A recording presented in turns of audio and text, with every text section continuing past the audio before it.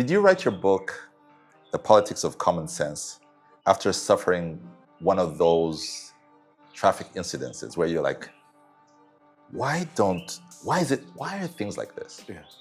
Many times you'll find the traffic policeman guiding the people who have caused these second, third rows, how to get back into the one spot, but not punishing them for the thing that they did in the first place. We've come to associate freedom and our kind of ability to be happy with deregulation complete. Laws and norms are suggestions. Generally, you'll find that in our diversity, we want the same things, but our diversity really just changes the prioritization of those things. And two, has negatively been instrumentalized. You can get something because you are of a certain community. And if you're not of that community, you won't get it.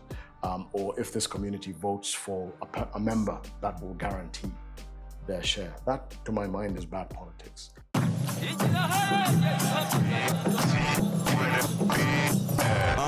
This is the very, very best. I introduce the very, very next. Big deal, you know this is the big league. Sanga mumi handa ya chigari mega big fish. Word on the street turakaze. Habari gani mumeze mte.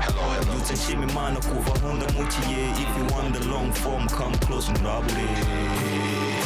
Wait, what? The long form. What did he say? The long form. What? The long form. The long form. The long form. Hello there. My guest this week on the Long Form podcast is David Mpanga, one of Uganda's best legal minds. David is a writer and a thinker who insists that Africa's biggest problems are not politics or poverty, but rather an absence of common sense. Founder of AF Mpanga Advocates, David has spent nearly 3 decades shaping policy and thought in Africa and beyond. He's also the author of The Politics of Common Sense, a book that dares to ask why societies so rich in talent can be so poor in logic. In this conversation, we explore law, leadership, and the fragile relationship between reason and power, and ask what it truly takes to build a society governed by common sense. Hey everyone, I just want to take a moment to thank all of you who've been a part of the long-form journey. Every view, comment, and subscription has helped us grow and get to where we are today. But here's the thing, about 72% of the people who actually watch this podcast haven't subscribed yet. We want to keep bringing you even bigger conversations with even bigger guests, including, let's say, even the president of this country. But this milestone starts with you. Subscribing is free, but it makes a huge difference. It shows our guests that what we're building here matters and that it's worth their time appearing on my platform. So please help us and hit that subscribe button, and we'll promise to keep delivering powerful, meaningful conversations. Thank you so much. Now, let's get into the episode. Mr. David. Yes. This is a beautiful, beautiful view of Kampala in the back. Welcome to the show. Thank you for having myself and my team in your house. Beautiful. Machindi Hills. Thank you very much for having me. It's a great pleasure to be here. And I've been a fan of the podcast for a long time and never thought I'd appear. And it's a great pleasure. No, it's a pleasure to have you. I always wanted you to be on the pod, but I was fortunate enough to meet you at another podcast, and yes. you were one of the guests, the Grab a Coffee podcast, live podcast, and you spoke so strongly about Ugandan society. I was like, this is the guy I need to have. Yes. Last evening, I think I was caught in the gnarliest traffic jam I'd ever seen. I mean, everybody, like literally everybody, small car, big car, boda boda, police vehicle, army vehicle, all of them were gleefully, I call it gleefully, participating in the chaos. Yes. Now, the chaos, and I come from Rwanda, and so it was really interesting for me because I don't like to finger point because I think that's arrogance, or I don't like to say I know better. But in this particular case, I felt that, with a few traffic lights that work, maybe 2 or 3 strong officers, police officers, the chaos could be fixed like that. Yes. Now, did you write your book, The Politics of Common Sense, after suffering one of those traffic incidences where you're like, why are things like this? Yes. It's an interesting thing. I'll start with an observation on traffic before talking about what actually drove me into the writing about the politics of common sense. Sometimes we learn lessons from things that are a little removed from what we're dealing with. And if you went back to primary school, you'd remember that they told you 3 doesn't go into 1, or 5 can't go into 1. I've always wondered why we never take that lesson and apply it to traffic. Because the traffic jams are largely caused by junctions being blocked up. The junctions are blocked up because there's space for 1 car, and we create 5 lanes. And then those 3 or 4 or 5 lanes block oncoming traffic. And those 5 are then going to have to negotiate at the front, going into the gap for one at a time. So if we formed an orderly queue, we'd all get to where we need to be going quicker. Yes. Forming the orderly queue requires, saying, the police to be more vigilant and motivated to enable the forming of the orderly queue, and also probably requires punishment of those who come to set up the 2nd, 3rd, and 4th row that then creates the jam. Many times you'll find the traffic policeman guiding the people who have caused these 2nd, 3rd rows how to get back into the one spot, but not punishing them for the thing that they did in the first place, which is you overtook a row of stationary vehicles, which is contrary to the highway code. But we're just kind of massaged around those things, and we've come to associate freedom and our kind of ability to be happy with deregulation, complete. Laws and norms are suggestions in many ways. And or inconveniences. Or inconveniences to be negotiated. So if I'm caught, I'll say, officer, forgive me, and then officer will kind of take a little thing. But, to the question, my motivation around writing, I started actually writing columns for a newspaper. And the columns were really grounded in something that was a bit more tragic. It was the death of a friend who passed on a maternal death. She had a child about 17 years ago, and had a child. We got that news and it was like, great. And then a few hours later, it was like she was dead. And you're thinking, how is she dead? And it's like, she bled to death. Like, how did she bleed to death? It's like, you think it's unheard of, but actually it's quite common. There are like 15 or 16 women that die every week from maternal postpartum bleeding. And you ask yourself, how is this prevented? Apparently it's a small shot of vitamin D or something. There's a coagulation failure that's caused frequently by amniotic fluid mixing with the blood. And when it does, it stops your blood clotting naturally.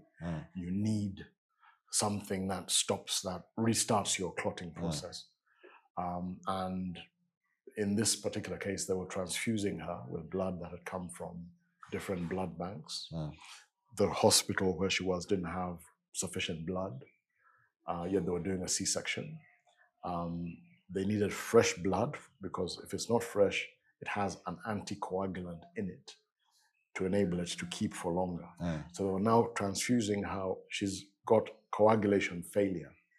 They're transfusing her with blood that has an anticoagulant in it You see what I mean? That, if you just have a low blood count for something else, they'll give you blood with this anticoagulant and you'll be all right.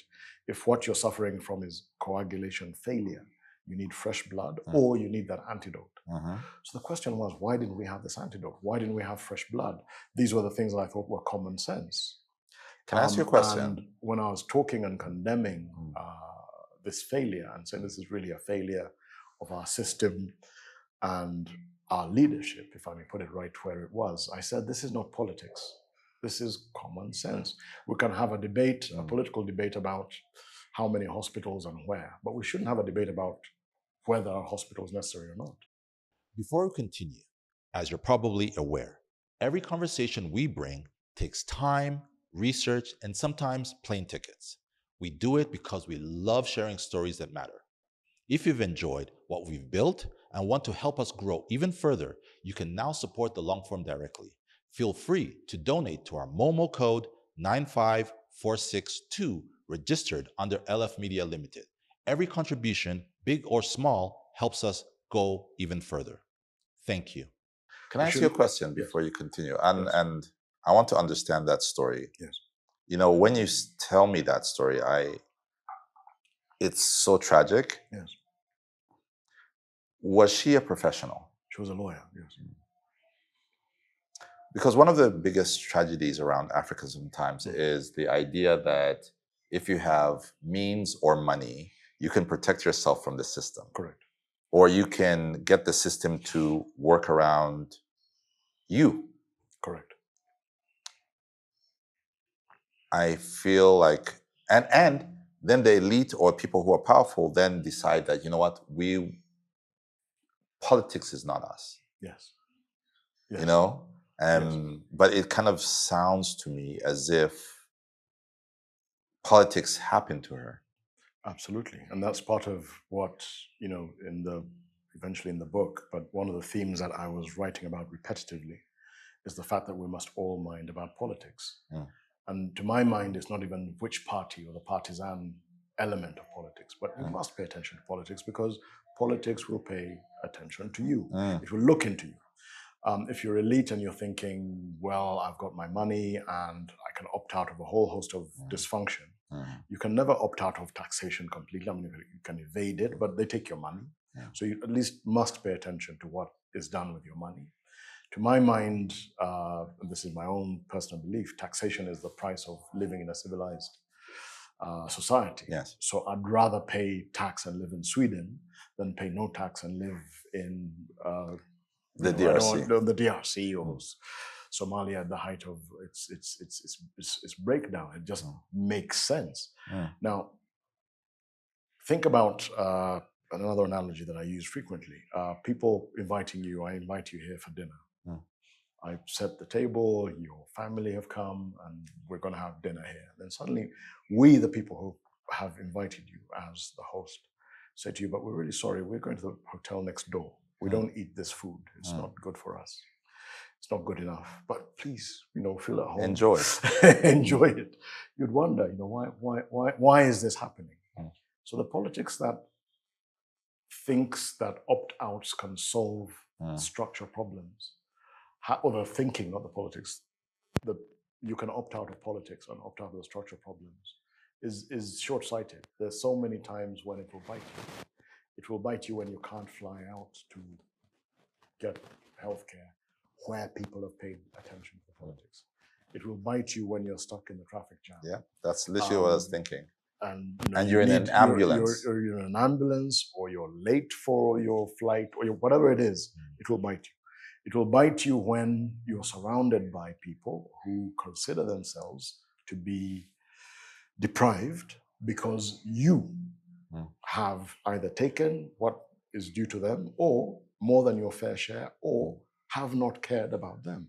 So our politics must, to my mind, be politics that, one, involves people using their capacity, using what they've been given. And it's always, remember from the Bible, to those whom more has been given, more is expected. Number two, it must be about lifting all boats. Any politics that generally either asks you to ignore people or to hate people to my mind, is not politics of common sense.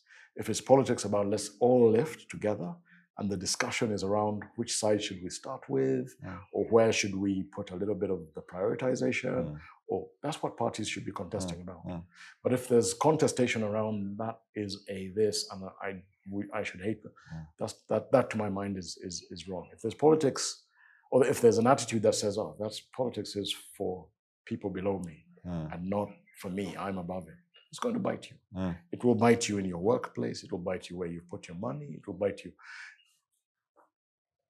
Often, as a lawyer, I meet people who say, well, we're an organization that doesn't concern ourselves with the local politics. Somebody's human rights are being abused over there. You say, well, the chapter that protects, that guarantees this person's human rights is the chapter in the Constitution that guarantees the integrity of your property.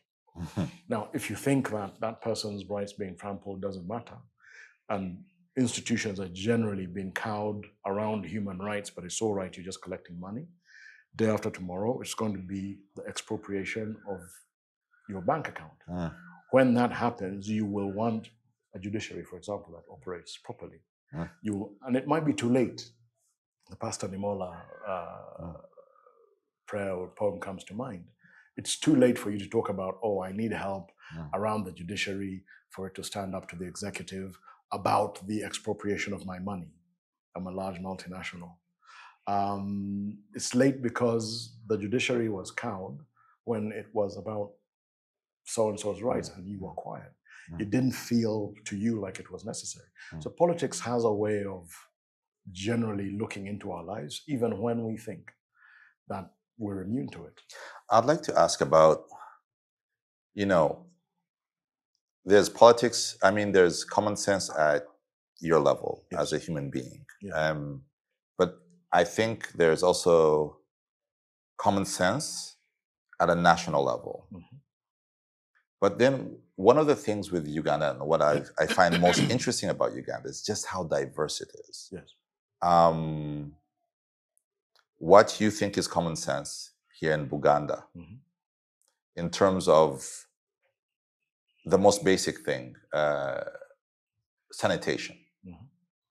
You go a few hundred kilometers northeast, and it's totally different. And I'm not even making a judgment call that this one is better than this, but just saying but it is there's a lot of diversity. Say, unlike Rwanda, for example, where we're a largely homogeneous society, we all believe the same things. We fundamentally eat the same food. We speak the same language. We pray the same way. So a Rwandan national common sense is easy. It's easily understood. Here, it's so different. How does a country as diverse as Uganda figure out its national common sense? Thankfully, diversity has not been invented here. We find diversity all over the world. And diversity, if you believe in a higher being, in God, is God-given, is God-created. And in fact, trying to eradicate diversity on a certain level, it comes within the definition of genocide. If you went along and said, I want to change those people's way of life, way of thinking, in a manner that's not acceptable to them, you might find yourself, somewhere else in the ICC or whatever. But if I may, just kind of, let's say, for example, and there's always like good things and bad things within a society. Now, isn't it the remit of a state to pick what is good? No. And then I was coming to that exactly. That the commonalities, I think, the diversity all over the world, but Uganda can certainly take a leaf. And there are also local examples of native structures that accommodate diversity, but then use it to build bigger. You concentrate on those key commonalities and look at how far the divergent issues take you, and keep the divergent minimal and maximize the commonality. What do I mean by that? If you went to any community across Uganda, just throw a stone and walk or drive for a day or two, You won't find anybody who says they don't want education. You won't find anybody who says they don't want a good road. You won't find anybody who says they don't want a hospital. You won't find anybody who says they don't want energy. You won't find anybody who says they want food insecurity or they're indifferent to whether they have food security or not. Generally, on key basic issues, everybody will say the same thing, I want. The question will be, how do I get it? And do I get it at the expense of somebody else? Or is it guaranteed and my prioritization, food security over this or road over that?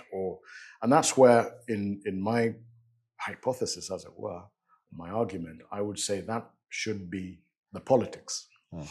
The prioritization of these basic things, and to a certain extent, leaving some of those things to be determined at a local level. So you allow the divergence to be settled on the prioritization of these 5 things. The state will say, we're going to work on these 5 things, or 6 things, all of us. But we'll let you have some local determination of which one should come first, or second or third, within certain parameters. Again, because it can't all be about, say, road building and you forget about health, just because we really fancy a road and we don't think we need clinics or we need. But generally, you'll find that in our diversity, we want the same things, but our diversity really just changes the prioritization of those things. And 2, has negatively been instrumentalized and has been negatively used by some people over the years to make people think that you can get something because you are of a certain community. And if you're not of that community, you won't get it.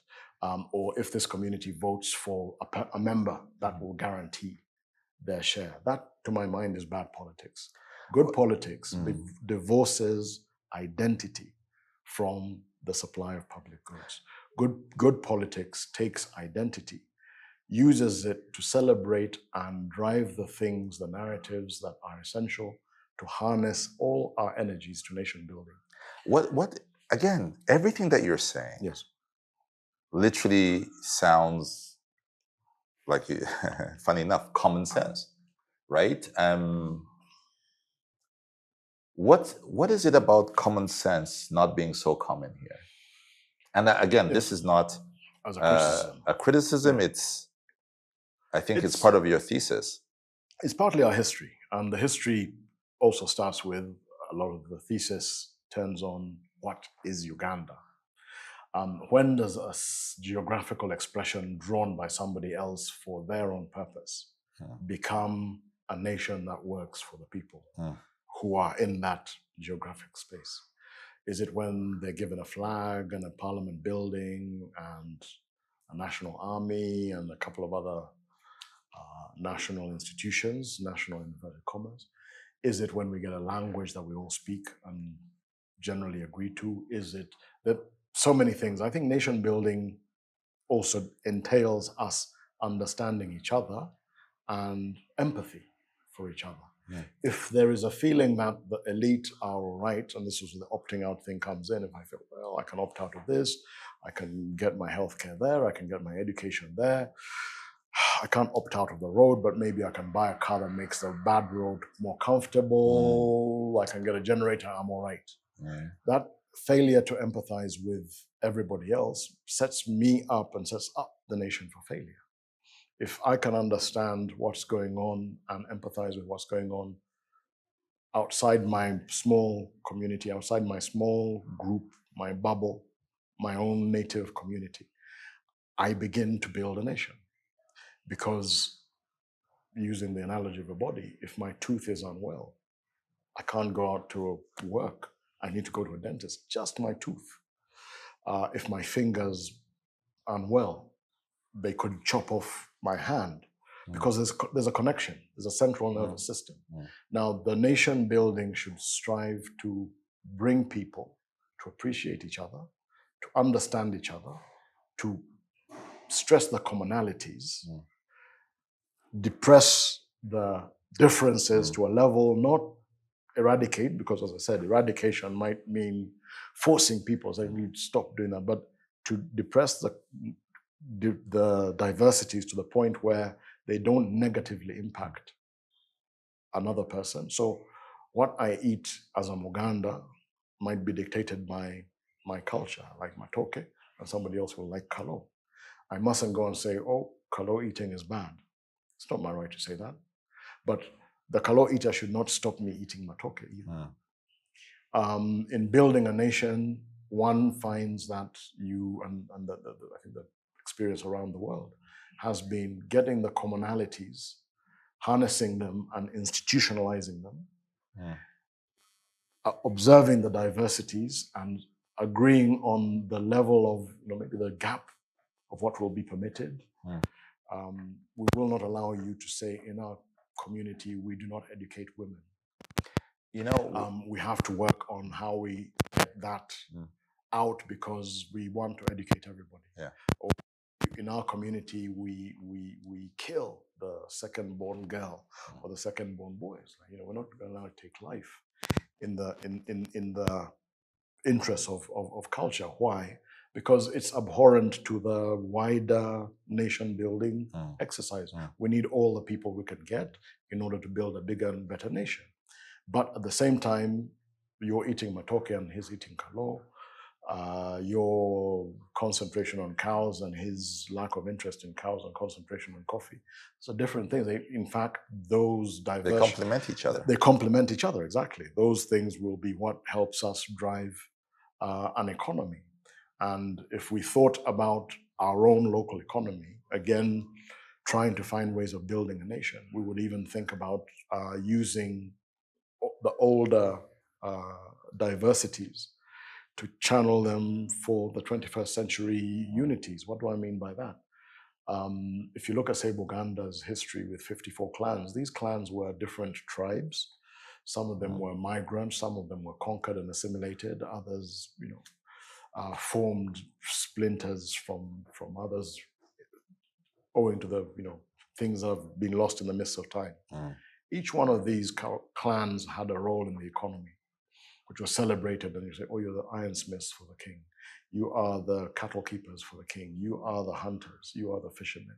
You are the navy. You are the, each one of them was, if you think about what they were doing, they were actually dividing the economy. Yes. None of them was allowed to marry within itself. You had to go out and marry somebody else from another clan. So you suddenly got necessary social ties diversity and across clans. Two, you had to trade.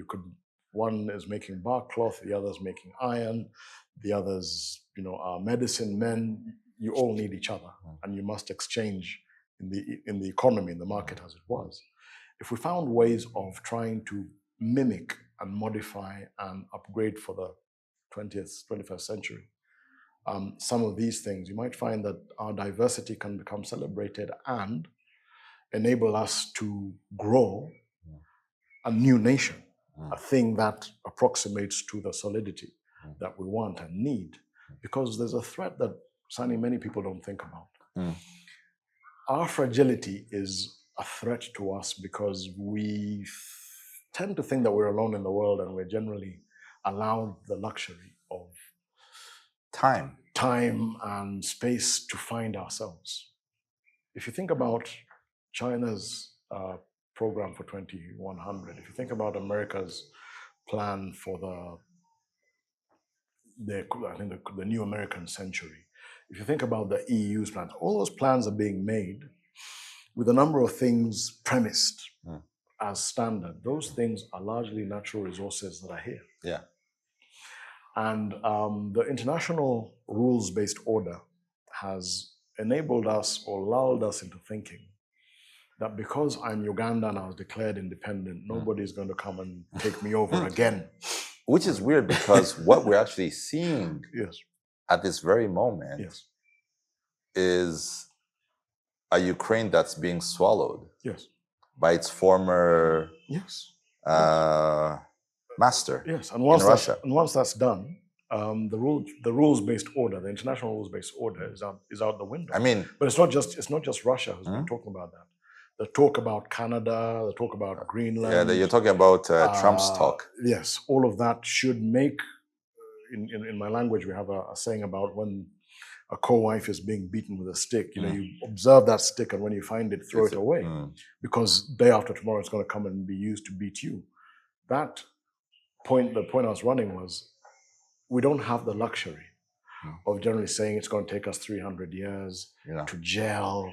And once we've gelled, we'll then think about security and then think about defending ourselves.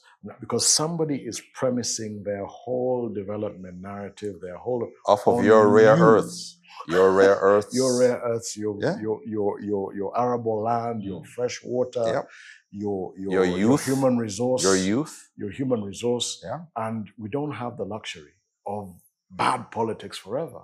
But we don't have the luxury of having non-ideologically grounded, unethical leadership forever. This will be, to my mind, the condemnation of the elite of the 21st century. Let's talk about the elite. Let's talk about our elite, because we were talking about them off camera, and the way our elite navigate power, political power, social power, and not just power, but even their place in society.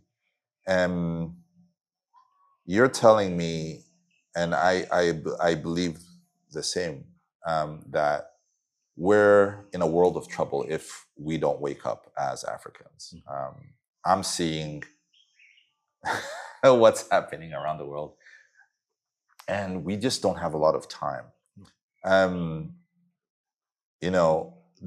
There was, I think a few months ago, maybe earlier this year, there was a panel, and Donald Kaberuka, the former Rwandan Minister of Finance and the Africa Development Bank chief, was talking about Africa is selling all its critical minerals.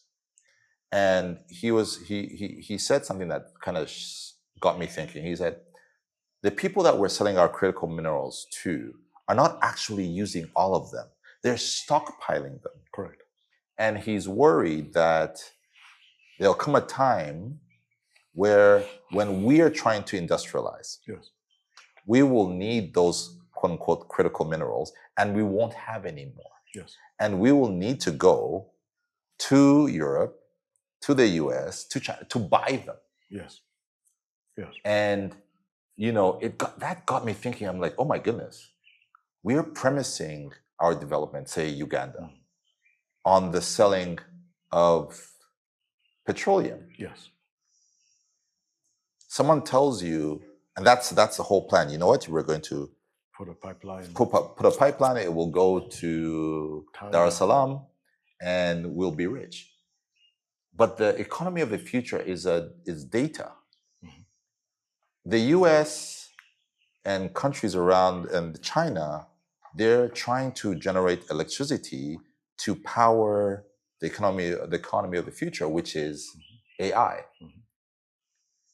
Uganda, now to go back to Uganda needs its oil, because if it's trying to be the Uganda of the future, the economy has to be predicated on data and data centers. Correct.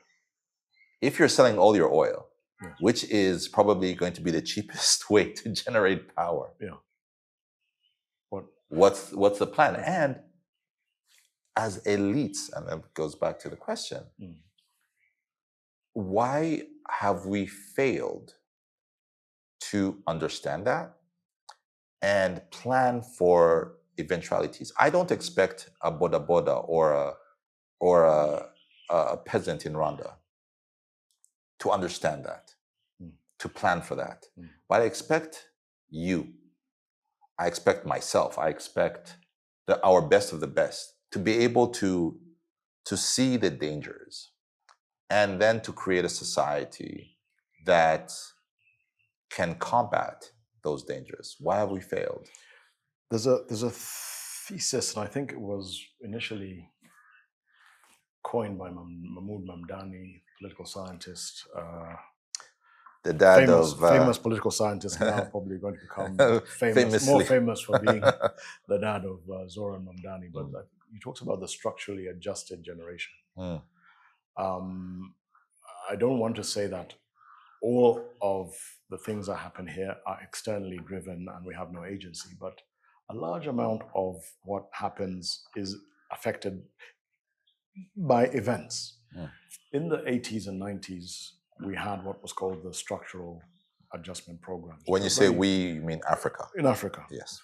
They were World Bank driven. They came and dictated a neoliberal arrangement which saw privatization of a lot of the national public goods providers, water, electricity, state-owned enterprises were broken up and sold.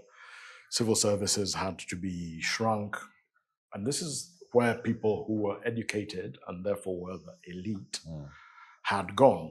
They had been taken from the native education system, because there was one, taken to a missionary. Some people went to a missionary school predicated system, and then out of the missionary schools to universities, and then into these jobs and these things which worked in the new economy and the new polities as we inherited them. Now suddenly there was a cut which took the prestige, the money, the capacity for absorption into the private sector, which I'm a fan of the private sector in many ways.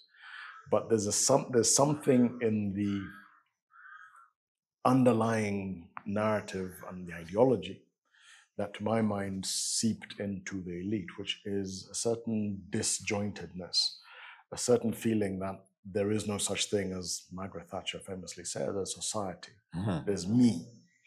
And I want to make for me, and my role is to try and get to the top of the organization in which I work, and then out of that to leverage a job at another organization that's a competitor with an improvement in my pay, and my children are at a private school and my healthcare is provided. And so I kind of come to think of society as something that's happening on the sidelines. I dabble into it a little bit when I have to go for a burial, when weddings, when school fees for a less privileged person have to be paid, and little things like that. But the things that drive me are really my nuclear family.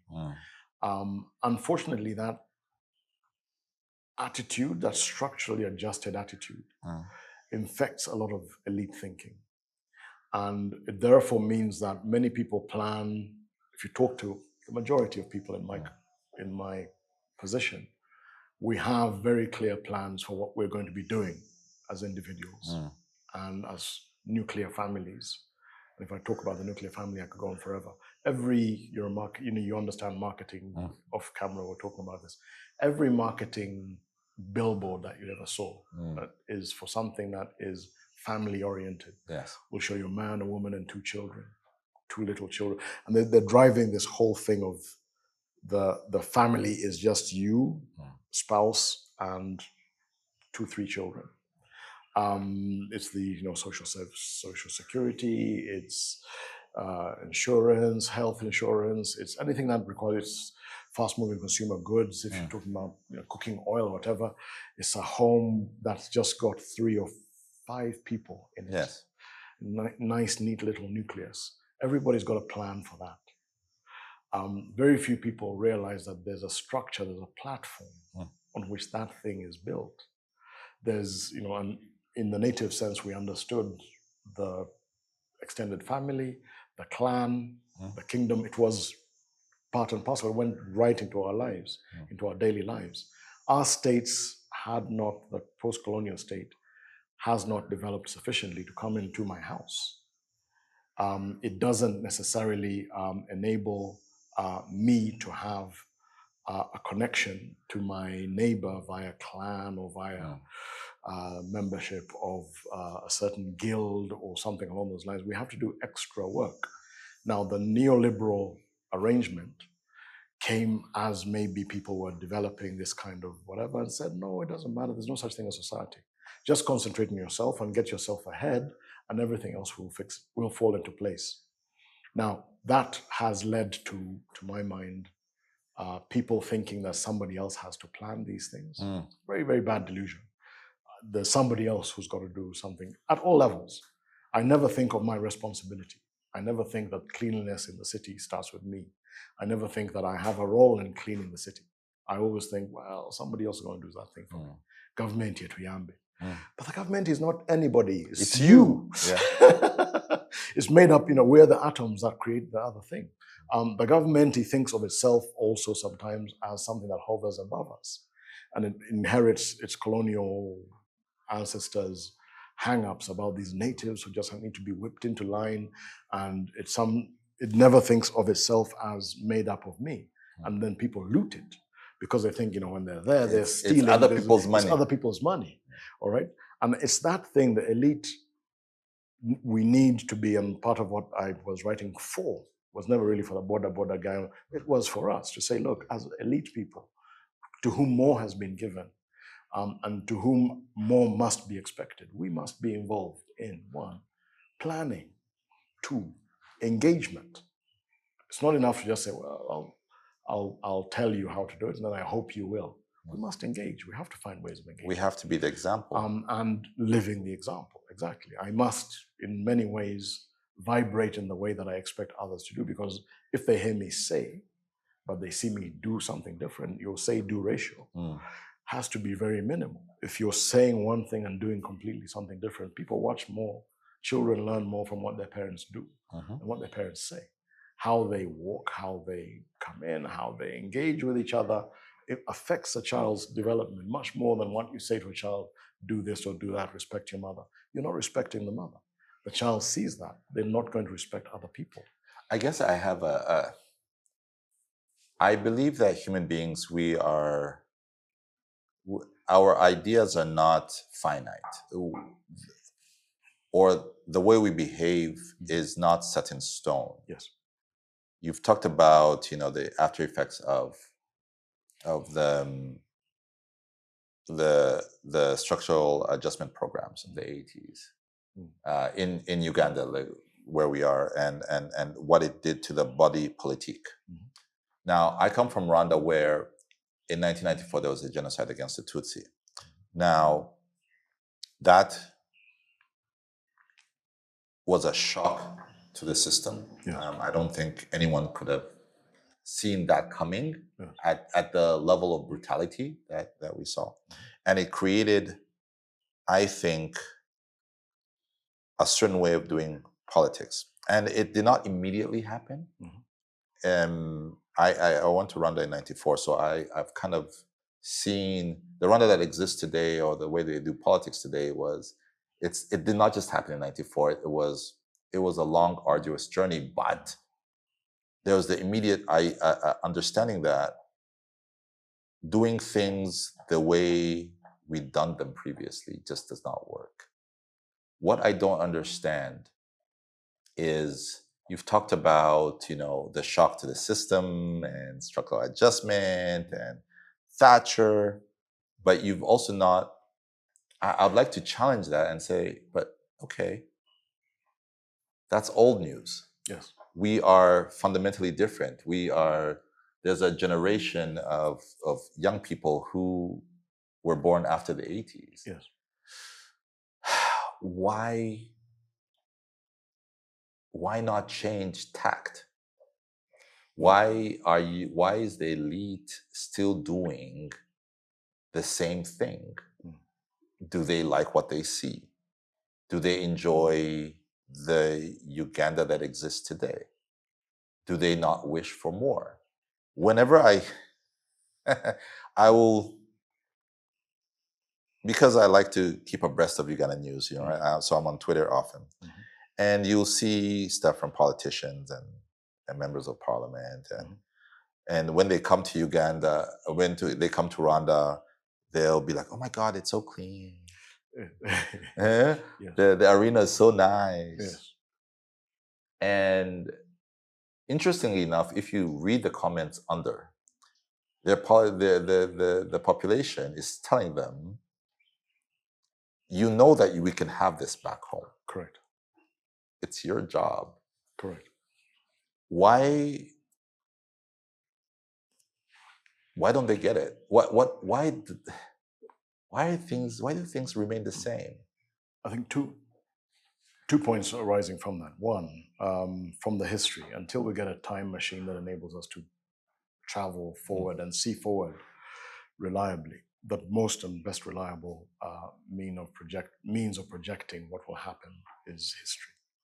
Why? Because you are able to look at circumstances, conditions that pertained before, and understand that when met with those conditions, this is what happened. Decision A was made, consequence B occurred.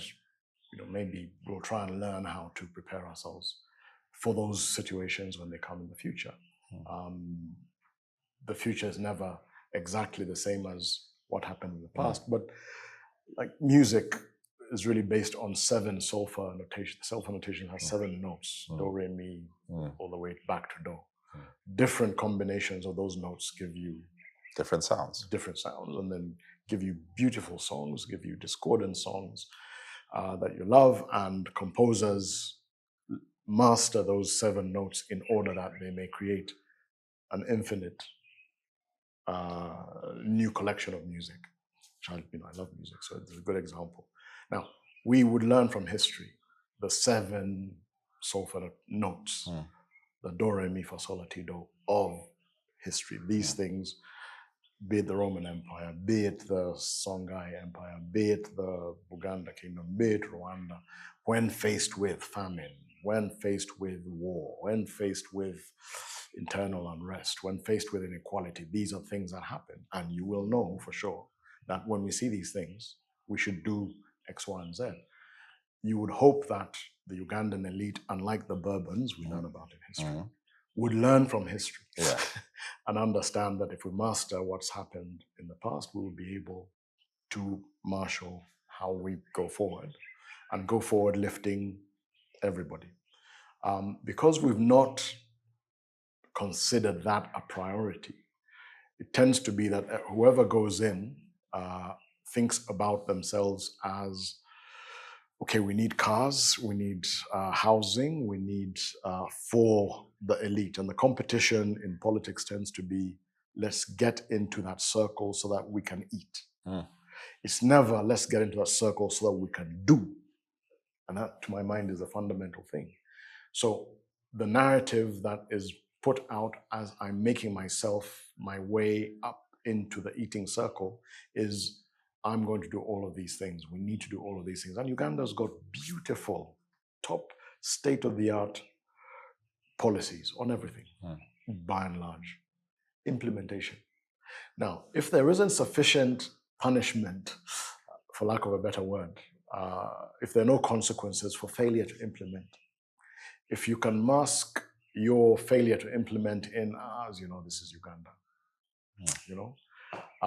if we can get into mediocrity and generally say, well, these things, if we lack the ownership, when I see a public project, is that my money?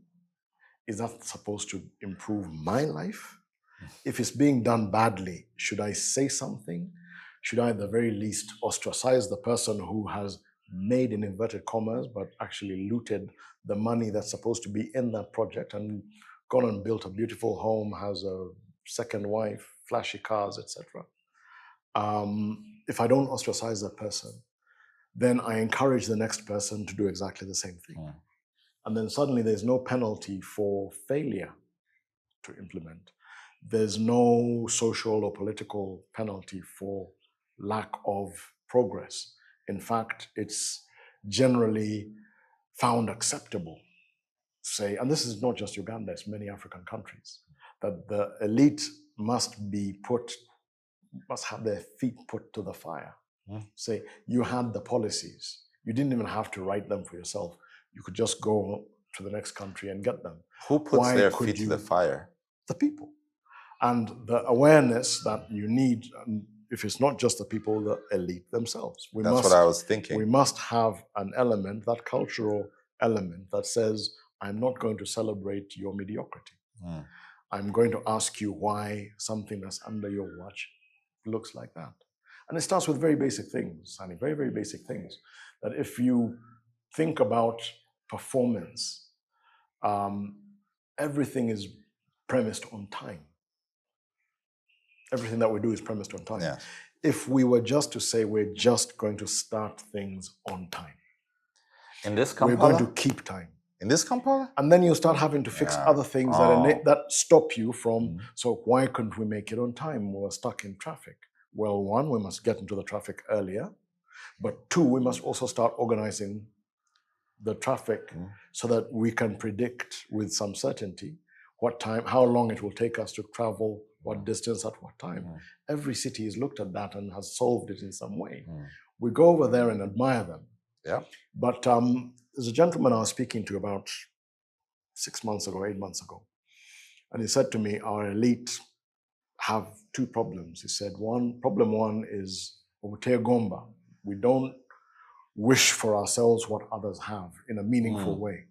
And then two, we don't wish to be advised. So if I went to Singapore, which I did a month or so ago, and I saw an impressive, clean, functioning city that's punching well above its weight in the global economy in relation to, they don't even have drinking water. They don't even have drinking water. All right.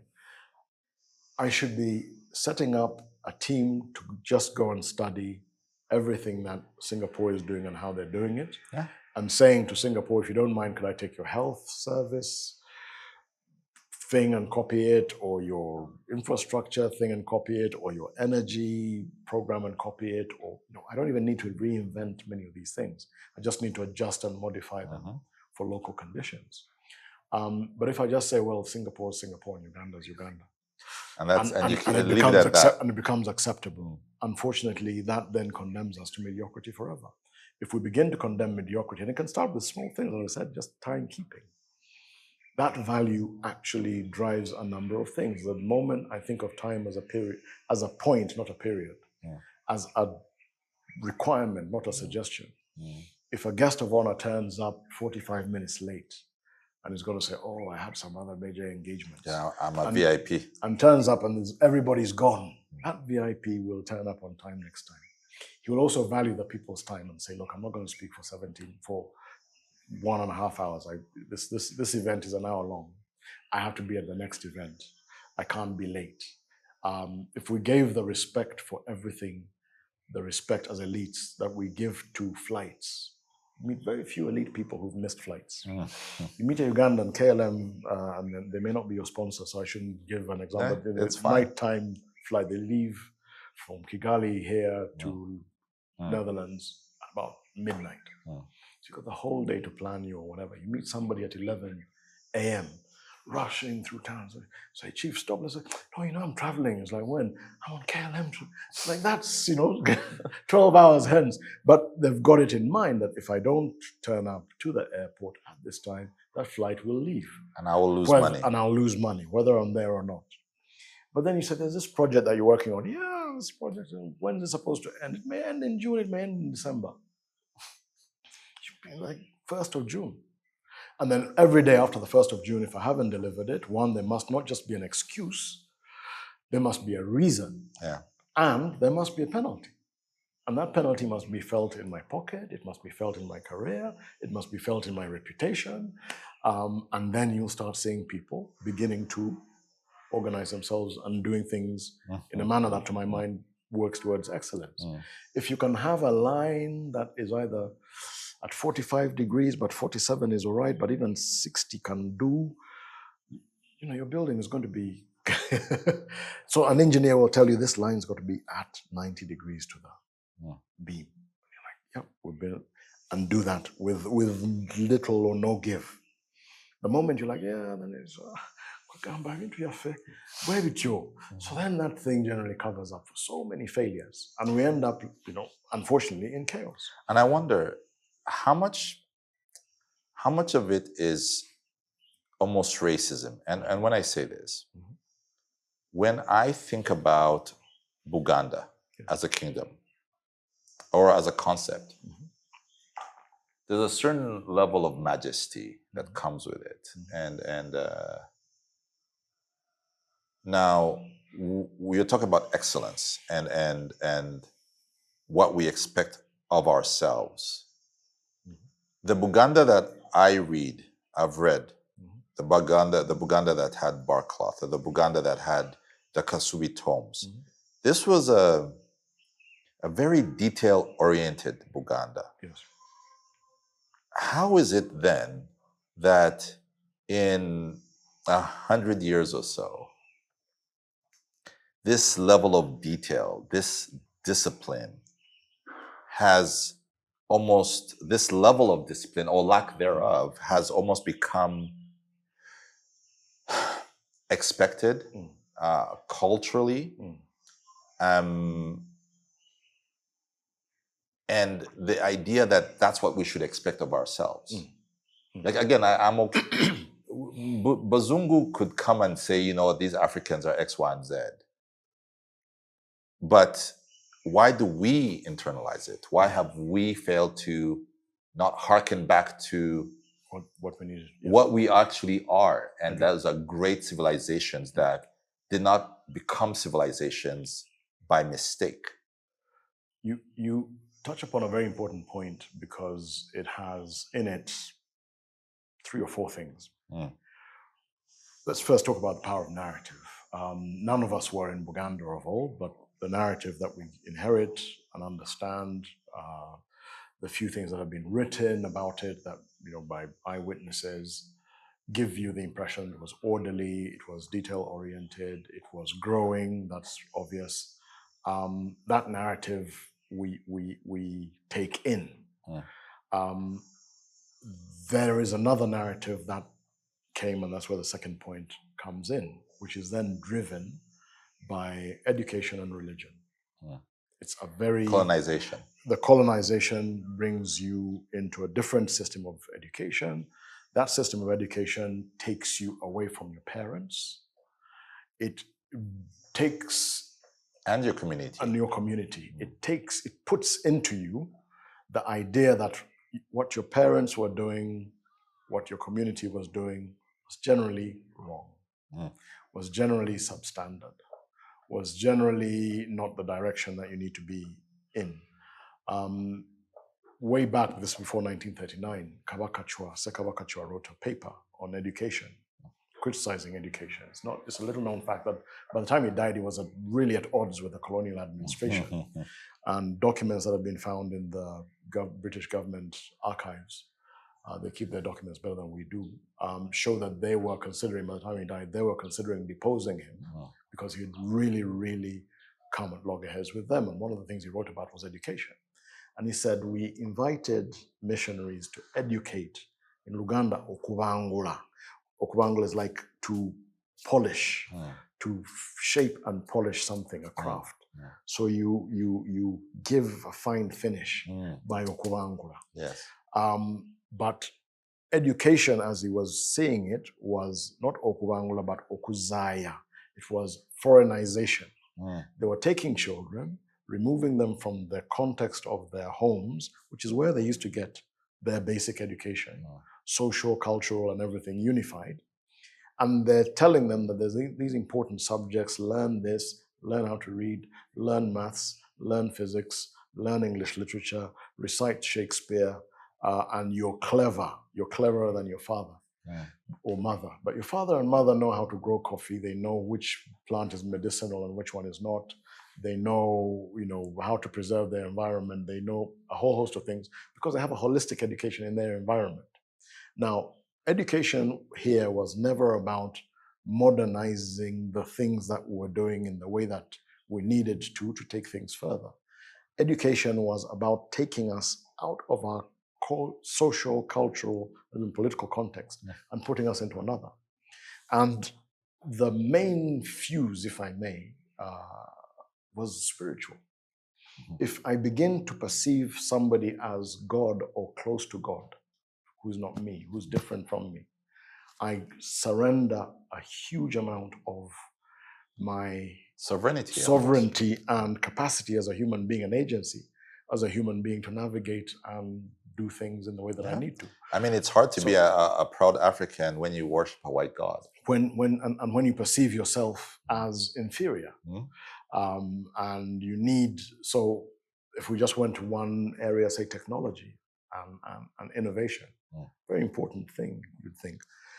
The person who looked at a fig tree, Omutuba, and thought, if I strip this tree of its bark, put the bark on a hard surface, hit it repeatedly in strips, I will be able to get something that I'll dry and make and use as cloth.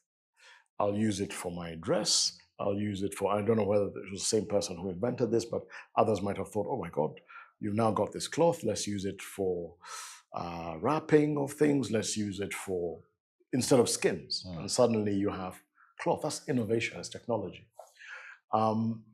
Solving a problem that you have using technology. The Western education has generally made us spiteful of native technology. It has gotten us into what I call a cargo cult. You know, you've heard of the cargo cults in the Pacific. The people who believed that when they saw the parachute drops during the Second World War, they thought that, you know, if you pray to a certain god and do certain things, things are going to come from the sky from somewhere and just fall. So every problem, we knew about vaccination, for example, inoculation. For measles and some of the common diseases, Africans knew about inoculation. Africans took inoculation or vaccination, Africans enslaved people to the Western Hemisphere, to the Americas. They knew that if you took some little pus from, you know, the boils of a measles or chickenpox infected child and put, you know, pinpricks of that fluid into another child, that child developed mild symptoms, but that child developed immunity. We knew that. But our education system generally gets you to disregard your innovative capacity. It tells you that somebody in Oxford, Cambridge, a Western country somewhere is going to come up with a solution for every problem that you have. You just pray. Or you just wait.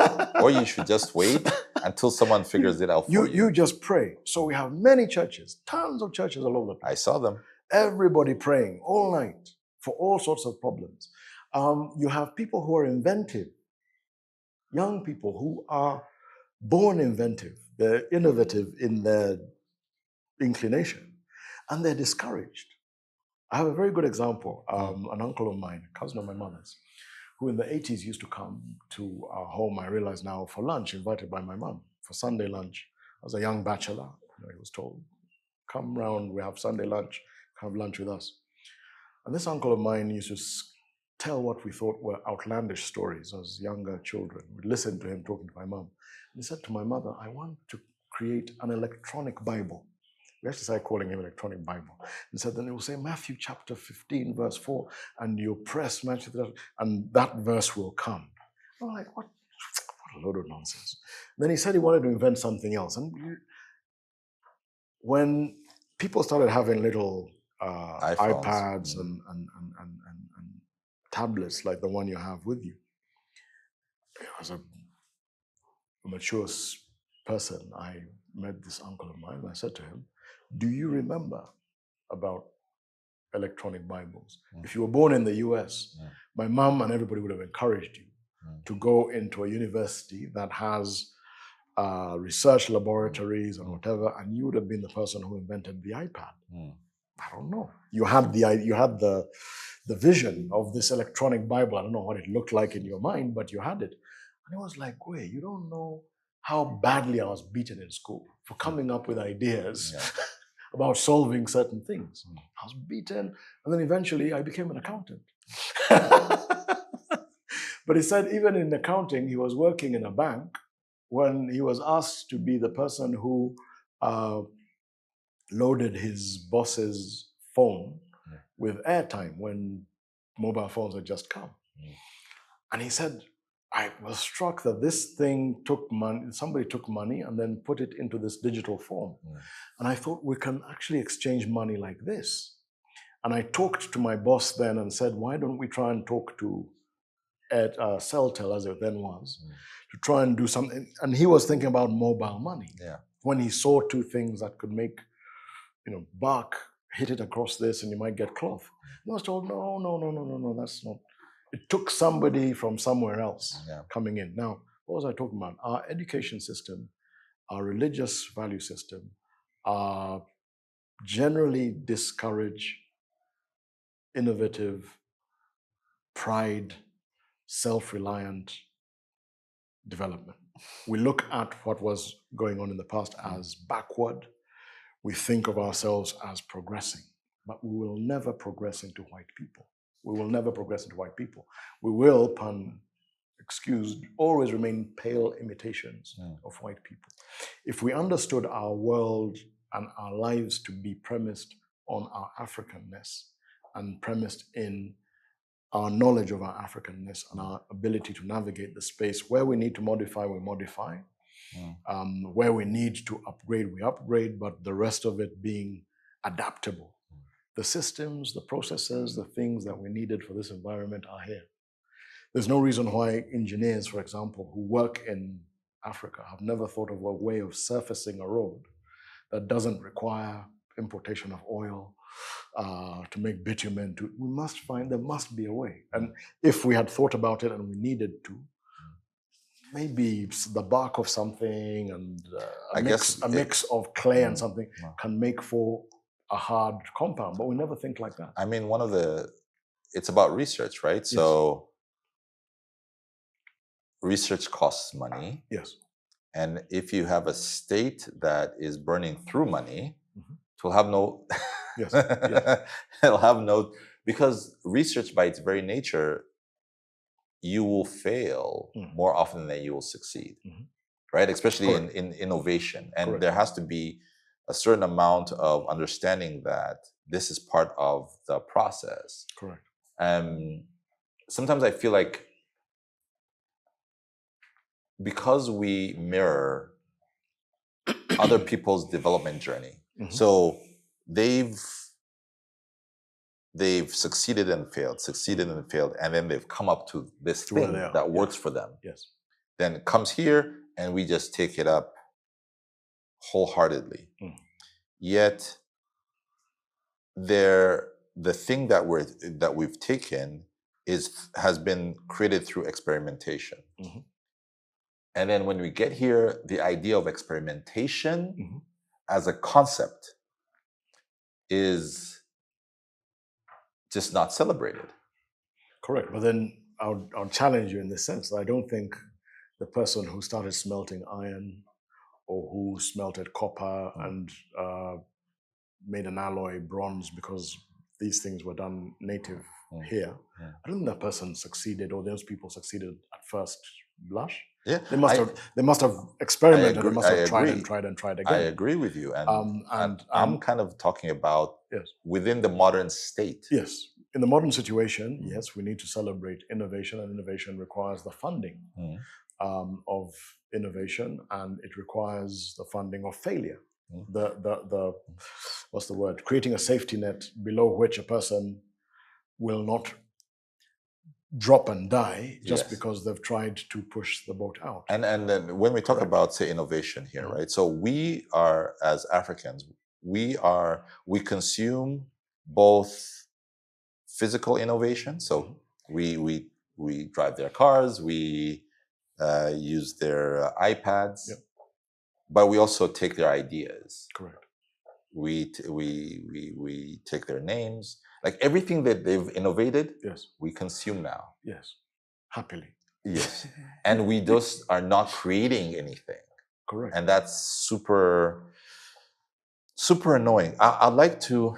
And very dangerous on a number of fronts. If we go back to the point that I was making about our security and the lack of luxury of time. Europe has discovered, for example, that on the aspect of technology, they have been fairly lax in relying on America and letting America, say, innovate for them, Google, Facebook, Amazon, AI, and they were guaranteed that they'd be able to use it, and they had a security guarantee from America. They suddenly realized at some stage they may not just be not secured by America, they may be a security rival of America. So they are beginning to try and catch up on the defense side of things. Yeah.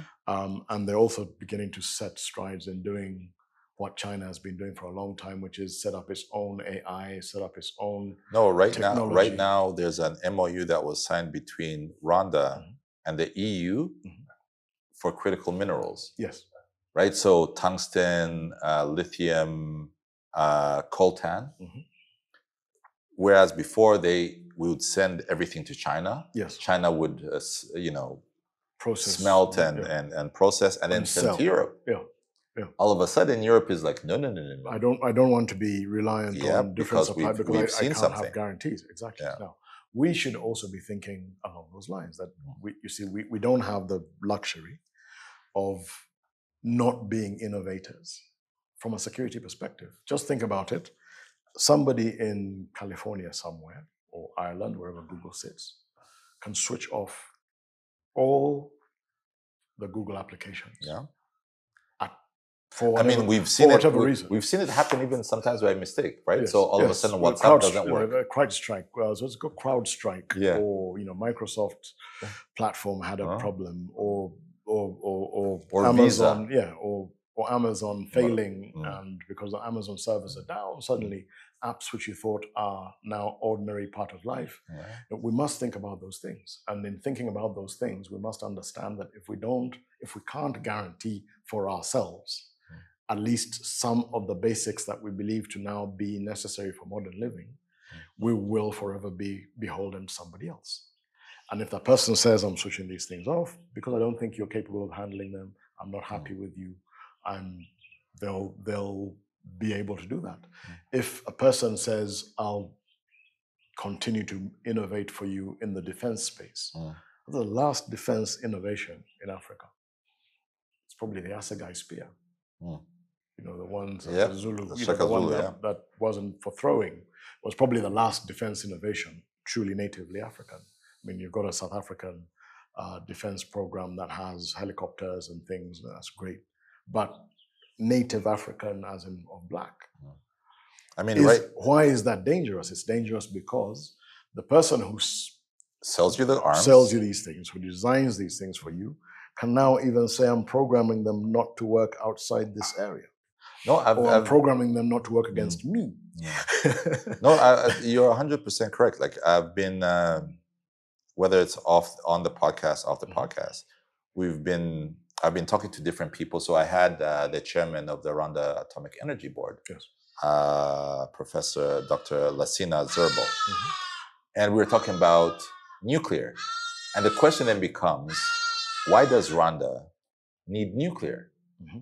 And fundamentally, I think as the Rwandan state, they've understood that if you don't, we're extremely at risk. We're extremely at risk geopolitically, and even because of, say, global warming. Correct. We take for granted, that we'll always have rivers and lakes. Correct. What happens when we don't? Correct. Or we'll take electricity from Uganda. Yeah. And I'm a great believer in the need for an African state that is nuclear armed. Yes, we must. We must think about even the offensive. We're bullied. This is the right word. We're bullied and then programmed into never thinking of ourselves as needing to be able to compete geopolitically. In the geopolitical space, you must at some stage be able to protect, first and foremost, your interests, your basic interests. And then after that, you may want to project. Now, let me not take myself into the projection. Let me talk about the protection. How will we ever protect Africa meaningfully if all we can do is just expect people to abide by some norms, which really is just about politeness? So in ancient Greece, there was the Peloponnesian War, which was really the long, protracted war between Athens and Sparta. And the Athenians went and surrounded a town, a city-state called Milos. And Milos were ethnically Spartans, but they were neutral in this thing. And the convention then was you laid siege, you sent in emissaries, there were negotiations, and if the negotiations failed, you attacked and, took over, or you were repulsed, whichever the case was. So the Athenians were saying to Melos, marginally smaller than them, we've come, surrender to us, and we'll spare you. Melos emissaries, ambassadors or elders were saying, no, this is not fair. We've done nothing to you. We've taken no sides in this fight. We are generally neutral to either one of you. And we're minding our own business. We're good people. We've done nothing wrong. And they just kept saying that in different forms. And Thucydides, who records this conversation, I don't know whether it's imagined or he was there and took notes, says the Athenians eventually say, look, stop talking about right, wrong, what you did to us. It's about power. The strong will do as they will. The weak will suffer as they must. So for so long as you're weak in the global political system, and I think Trump, for whatever shortcomings one may paint him for, has brought it into stark relief for everybody who's got eyes, ears, and a brain to process, to clearly take in and understand that if you don't have the cards, as you put it, you just don't have the cards. You're done. Now, one of the cards that we need as Africans, in order to be able to protect our interests as Africans, is we need nuclear. We need to be in nuclear. We need at least one nuclear power, and that nuclear power. Many times you'll hear people say, "Oh, but Africans, can you manage nuclear energy? Can you?" Because it's premised on that thing that Africans are thoughtless. We are generally inferior. We are whimsical, and elite behavior has justified some of these accusations. But we must modify our thinking and our behavior and our aims to include the right to protect ourselves against external threats. Why forever will we have people coming and fishing in African waters? You can't defend African waters. People dumping in African waters on the African continent toxic chemicals. You can't do that for yourself. You have to rely on somebody else to do it for you. People coming and dictating prices. All those things are premised on dictating foreign policy. At the end of the day, I've got this, and what have you got? How many cards have you got? Yeah. So I'm not a big fan of North Korea for a whole host of reasons, but then no one touches them, though. North Korea is not touched because. So if you learn that lesson, if Africans learn that lesson, we may get somewhere. Which is weird, because one of the lessons that I think I've learned as a Rwandan over time is that no one was coming to save you. No. That the world, the international system, and it's unfortunate that we learned it our way. Yes. Right? There were people who really thought in '94 that the UN would save them. And we quickly realized when we saw well-armed. So this is, actually the genocidal government was very clever in some kind of way.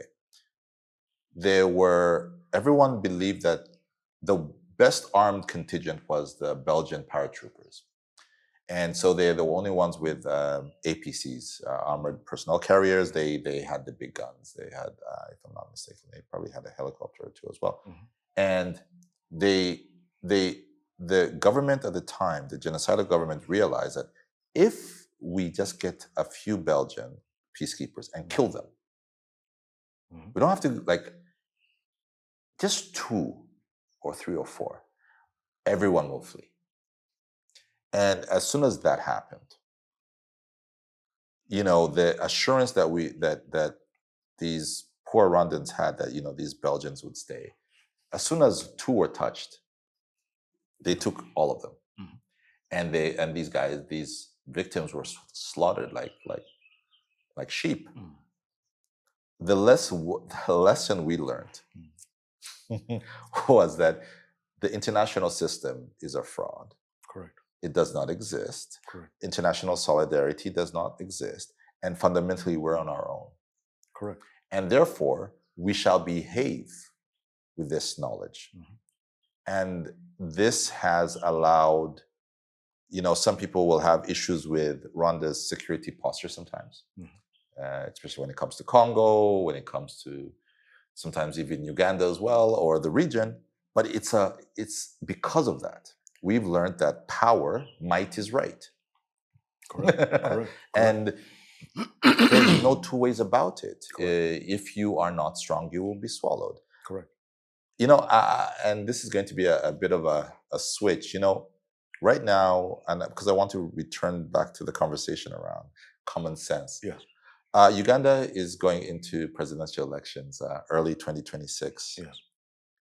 In your experience and the way you observe things, does electoral politics, as you see, is it practiced in a manner that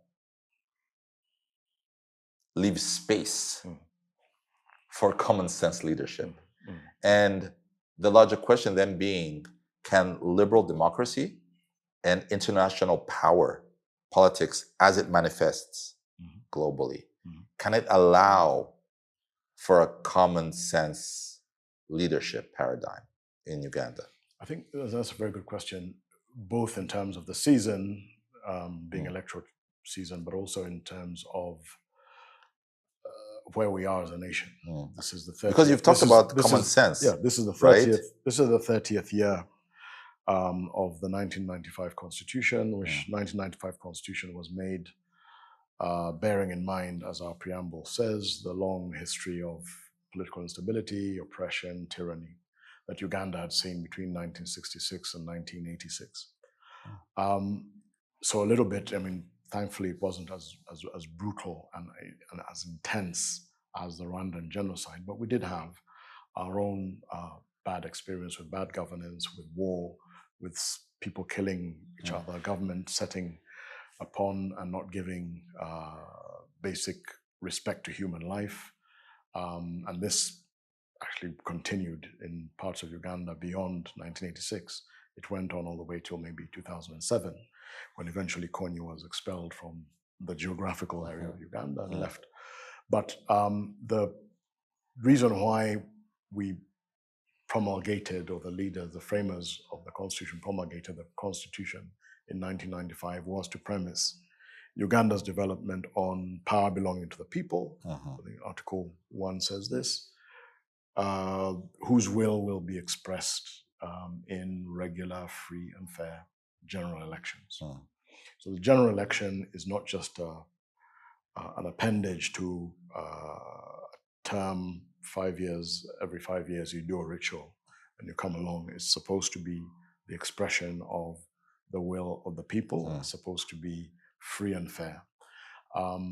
Determination of whether it's free and fair, since we had the first election, post-95 elections in 1996, 2001, 2011, 2006, 2011, 16, 21, and now again. A number of shortcomings have manifested in those elections. The shortcomings, I would suggest and argue, are fundamentally come from about 3 or 4 things. But the main thing is the Constitution and the liberal democratic institutions that we tried to mimic by setting up in these constitutions have not been able to contain the contestation and regulate adequately the contestation, which includes one particular person and one particular organization. That's Museveni and the NRM? And the NRA. NRA, ooh. The army, the historicals, as you call them. The Museveni, the NRA, which became the UPDF, the security structure that comes out of the executive, have not, the Constitution hasn't been able to wear that. So you've got to a point now where post-amendment of this Constitution, 2 amendments, one to remove term limits, the other to remove age limit. Each and every officer that's engaged in the organization of this election is appointed by one person. If you contest around that election, you go to the judiciary. Each and every judge that will sit in determination of that issue was appointed by that one person. If you look at the arrangements that relate to the election period, how it may be conducted, how parties may be formed, how parties may raise money, all those things generally give an incumbent a leg up, and that leg up is baked in because this is literally the person who promulgated the constitution, and the power of incumbency doesn't reduce; it kind of just increases. But name recognition, capacity to get to places, the state Money. machinery, the money, all these things. Now, where in the common sense scheme of things does this fall? I think, as a matter of common sense, if we had said that we're going to try, because we never said we would immediately, but we're going to try, and this is to aspire to liberal democracy, then we should have done more. Yeah. We should do more to adhere. We will not be able to adhere in everything and implement everything immediately. We have resource restrictions, we have all sorts of challenges. But in many ways, we've allowed ourselves to generally accept things like the Supreme Court will say there were irregularities, and in order to avoid these irregularities, which cause some doubts around the electoral result and therefore make it less acceptable to the losers, please do the following reforms. We get to the next election cycle and those reforms have not been done. Or they're not done as was suggested by the Supreme Court. We have people going into elections. They go into elections on various premises. We used to have what was called the movement system, where you had people on an individual merit basis, and now you have a multi-party system. But they go into elections which have really become popularity contests.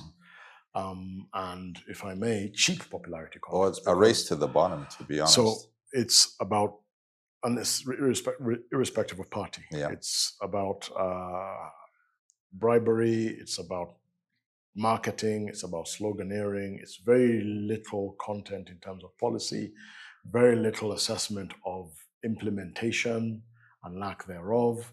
You'd be hard-pressed to tell the difference between an opposition-led council and a government NRM-led council or dominated council. If you're talking about, say, at local level, I'd want to drive through Makindye division and say these people are cleaner than these ones, Nakawa, if Nakawa is NRM dominated. Or if there's a large block which is now NUP dominated, I'd like to think, as I crossed from one to the other, I'd see some difference. You don't. You don't see very different behavior in how the parties behave to contrary views, if it be about liberal democracy. Common sense would suggest that I should say you have your red, I have my yellow. We will vote about it if we can't agree to bring you into the yellow or the red, and then we'll count, and then we'll determine that the reds have it or the yellows have it, and move on. There's a level of militant intolerance, literally, on both sides. And I'm not both sidesing it to sound even. I'm just saying, if you're on Twitter, you'll see it. That a person speaks about a NUP supporter as if the NUP supporter is not a citizen of Uganda. The NUP supporter speaks about the NRM supporter as if the NRM supporter, and they're not neighbors. It's terrible. And if you think about it in terms of the divergence, how major divergences start with small splits. If you don't have an ability to relate to each other on the commonalities, the basic human things, somebody's died, or somebody's, basic human things are want to. The moment I deprive you of that thing, if I don't have human commonality with you, it becomes easier to demonize you. The demonization of you makes it easier for me to exclude you from programs, whatever. It makes it easier for me to kill you. If you think about military training, you never train the military telling them about the other guy's children, and he's got love in his heart, and he's a Dewey, he's an enemy, he's something that is less than you, and therefore when you see him on first contact, smash. Politics shouldn't be like that. Liberal democratic politics shouldn't be like that. But I think the Ugandan experience over those elections that I've told you is each election has had violence, each election has had intolerance, each election has led to more populism that many people now wonder whether liberal democratic That's what I was going to ask. elections. Because if you really keep doing the same thing and over and expecting over different again, results. that's insanity. Correct. Correct. It's the space for the thinking. Again, the space for the thinking of an alternative. What is the alternative? But you've seen at it. the last elections, by-elections in Kawempe, I saw on TV a gentleman, I think it was an LC1 chairman, who, after a pretty violent and brutal thing that was masquerading as a by-election, he said in Uganda, if they don't want elections, let them tell us. We're also not very keen on them. And you sometimes wonder that if we're not very keen on this thing, and if this thing puts us on edge and it makes us feel like it's insurrection, Then what's the point of it? then what's the point of it? Maybe we should sit down and ask ourselves, where should we be working on getting representation and enabling ourselves to have government that doesn't... What is government? What is the role Exactly. of government? And Exactly. where, as citizens, do we see ourselves? Exactly. But I think if we're going to continue to say that we have a constitution that has these liberal democratic aspirations, then at the very least we must try and adhere to those liberal democratic aspirations. But unfortunately, again, many times we don't. But then it's really frustrating to kind of have these conversations, because we've seen what works. So I happened to live in Uganda from 1993 up to 2000 in primary school, a bit of primary school, a bit of secondary school as well. And I lived both in the movement system and the multi-party. It seems to me as if the movement system, which had everyone in one bus, it seemed to have worked. Maybe it needed a few tweaks here and there, but fundamentally, there seemed to be, I remember I was young, I was maybe 13, 14, but I'd read the newspaper and someone who was in the Democratic Party was, say, Minister of Foreign Affairs. I think it was Semogerere. Yes. And Cecile Gwal was a minister. She was head of UPC. And there was Ken Luchamzi, and what was his name? The one with the great sideburns. Uganda. Mayanja Kanji. He was, I think, he was the Conservative Party, and he was Minister of Finance. Yes.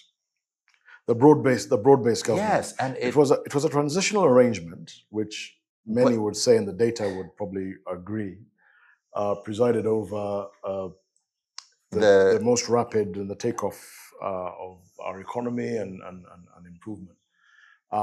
The questions as to why the broad base broke down, I can hear that, are both related to the NRM itself as an organization that came in from the Bush War, as well as the partners, the broad-based partners. I think it was certainly the dance related to those two people. Could the tango continue? If one partner felt that they no longer needed the other, and if one partner felt, the other partner felt that they wanted to move quicker or slower. I think do we understand, I'd even go back a little bit, do we understand what a political party is? There you go. I don't know. Because we inherited the idea of political parties, and I've seen a critique of parties written by a man called Michael Chintu, who was the last katikiro in the old school before Mayanja and Kanji came in. You know, the people who were native educated and literate, but not Oxford, Cambridge, whom the Oxford, Cambridge lot used to look down on. And he was saying things like, you've to the Queen, it's written in Luganda even. That's the kind of level of pride that they had. They were saying you've imported. You're saying the Queen of England. Of England. They've written the Queen because, you know, and it also harks back to a point that you were making earlier. There was a lot of faith in an expectation that somebody somewhere will help. That there's the Queen or the UN. Letters would be written to people about, you know, please come and address this injustice. And you expected Haile Selassie or someone to do something. There was a whole movement here when the 62 Constitution was toppled. The people who are called Garikunsaro. There's an armed force at the border. Mm. Haile Selassie has sent a force and is coming to restore order, the constitution. And people thus surrendered their agency because they expected somebody outside To come and save to come them. and save them. The point I was making was this, that when you look at political parties as we inherited them, Michael Chintu was saying, these things we don't understand. They're confusing our children even more. They're being run on religious lines, which they were, and still are to a certain extent. They're being run on a basis that we don't understand as natives. They are now maybe less religiously oriented, but they're now very much personal political vehicles. They run based on certain personalities. One political party, I think, has tried to do a transition where its founder then steps aside, but its founder's gravitational pull continued to Are you distort talking things. about The FDC. the FDC? And much as they tried to do things democratically and to create a culture of democracy, they ended up splitting. They've ended up, in bitterness, and they've ended up really being personal vehicles for national ambitions, and also personal vehicles or vehicles of convenience for local ambitions. So if I can't get the NUP card, I'll get I'll move the to FDC. If I fail if the I fail the FDC, FDC, I'll cross to NRM. Is there something in there that means that I believe in something that this party stands for, or am I just looking for a convenient color that might enable me to get into a particular place so that I want? can eat. So, and so that I can eat. And as I was saying earlier, if you look at, if it was an experiment, we've seen local councils, local administrations dominated by different parties. Do these councils behave in a way that's discernibly different from each other based on party? Maybe not. Do party supporters behave slightly different based on party when it comes to tolerance for others, when it comes to engagement at a local level? So, these guys go out every Saturday and clean. These guys are, building schools for children or doing after-school programs for young kids in poor neighborhoods. No, I think all of them are generally raising money, sloganeering, and trying. And I say this with the greatest of respect to the people. I'm not a man in that arena, but my point would be we need to look at very closely the idea of political contestation and whether we understand and properly use political parties. I think that in many ways we probably don't. The individual merit system had its shortcomings. The people who had political parties, who had joined the broad-based government, were very keen to see an end to the broad-based government and a return to political parties. But maybe they it's always the people who are in the NRM who had needed them felt that this was no longer necessary, and indeed the second referendum was premised on Tubejeko, let them go. But it's always good to that's the whole thing with evolution or the building of a society is that you can return, right? Like, you can learn from your mistakes, Correct. ratify them, Correct. rectify them, and build a newer and better thing. What I don't understand, so what you're telling me, it kind of sounds like, okay, it failed almost it failed once and it will never work again. Yes, it's like, okay, did it fail? Because what you've also told me was that because of it, Uganda grew at amazing levels. And then there was a bit of, things could be better if. Well, it's been 30 years since? Yes. 25 about, years. Yes, about 25 years from the 2000 referendum to, yes. Right? So 2005, yes. Yeah, so you figured out something different. Yes. You've tried it. Yes. It's not as nice. Where is, again, back to the elite question and their responsibility. How much longer do you just want to continue eating this beautiful meal that is Uganda before you realize you're just eating a smaller and smaller pie. Yet, you have the building blocks of a better way of doing things that can actually increase the size of the pie. Correct. I agree 200% with your premise that our failure to learn from past mistakes is a shortcoming, but two, our belief that we fell once and therefore we will not go back. We failed once and therefore we can't go back to that because it failed is wrong. No, I'm saying I don't believe that. I'm saying why don't you? No, I'm saying that I'm taking the criticism that the elite behavior that suggests that having failed at an experiment once means we cannot rectify it is wrong. And in fact, I would even go further and say, for example, my service in the Kingdom of Buganda is premised on the fact that I believe fundamentally that that experiment, which also is deemed to have failed, is actually one of the building blocks that can make us build a better Uganda, East Africa, etc. If we could look at the way we organized our societies before, modernize it, and run and harness it to national development. But I digress. The point about the liberal democracy and the experiments is one, we need the space to think for ourselves and the confidence in our thought. The space, we tend to have these conversations around election time when things have heated up, when the competition is ongoing, and where it quickly collapses into a discussion about who wins, Uganda, who loses. wins, or it will end up being about the president or not. We need to have a what conversation. We need to have a long form,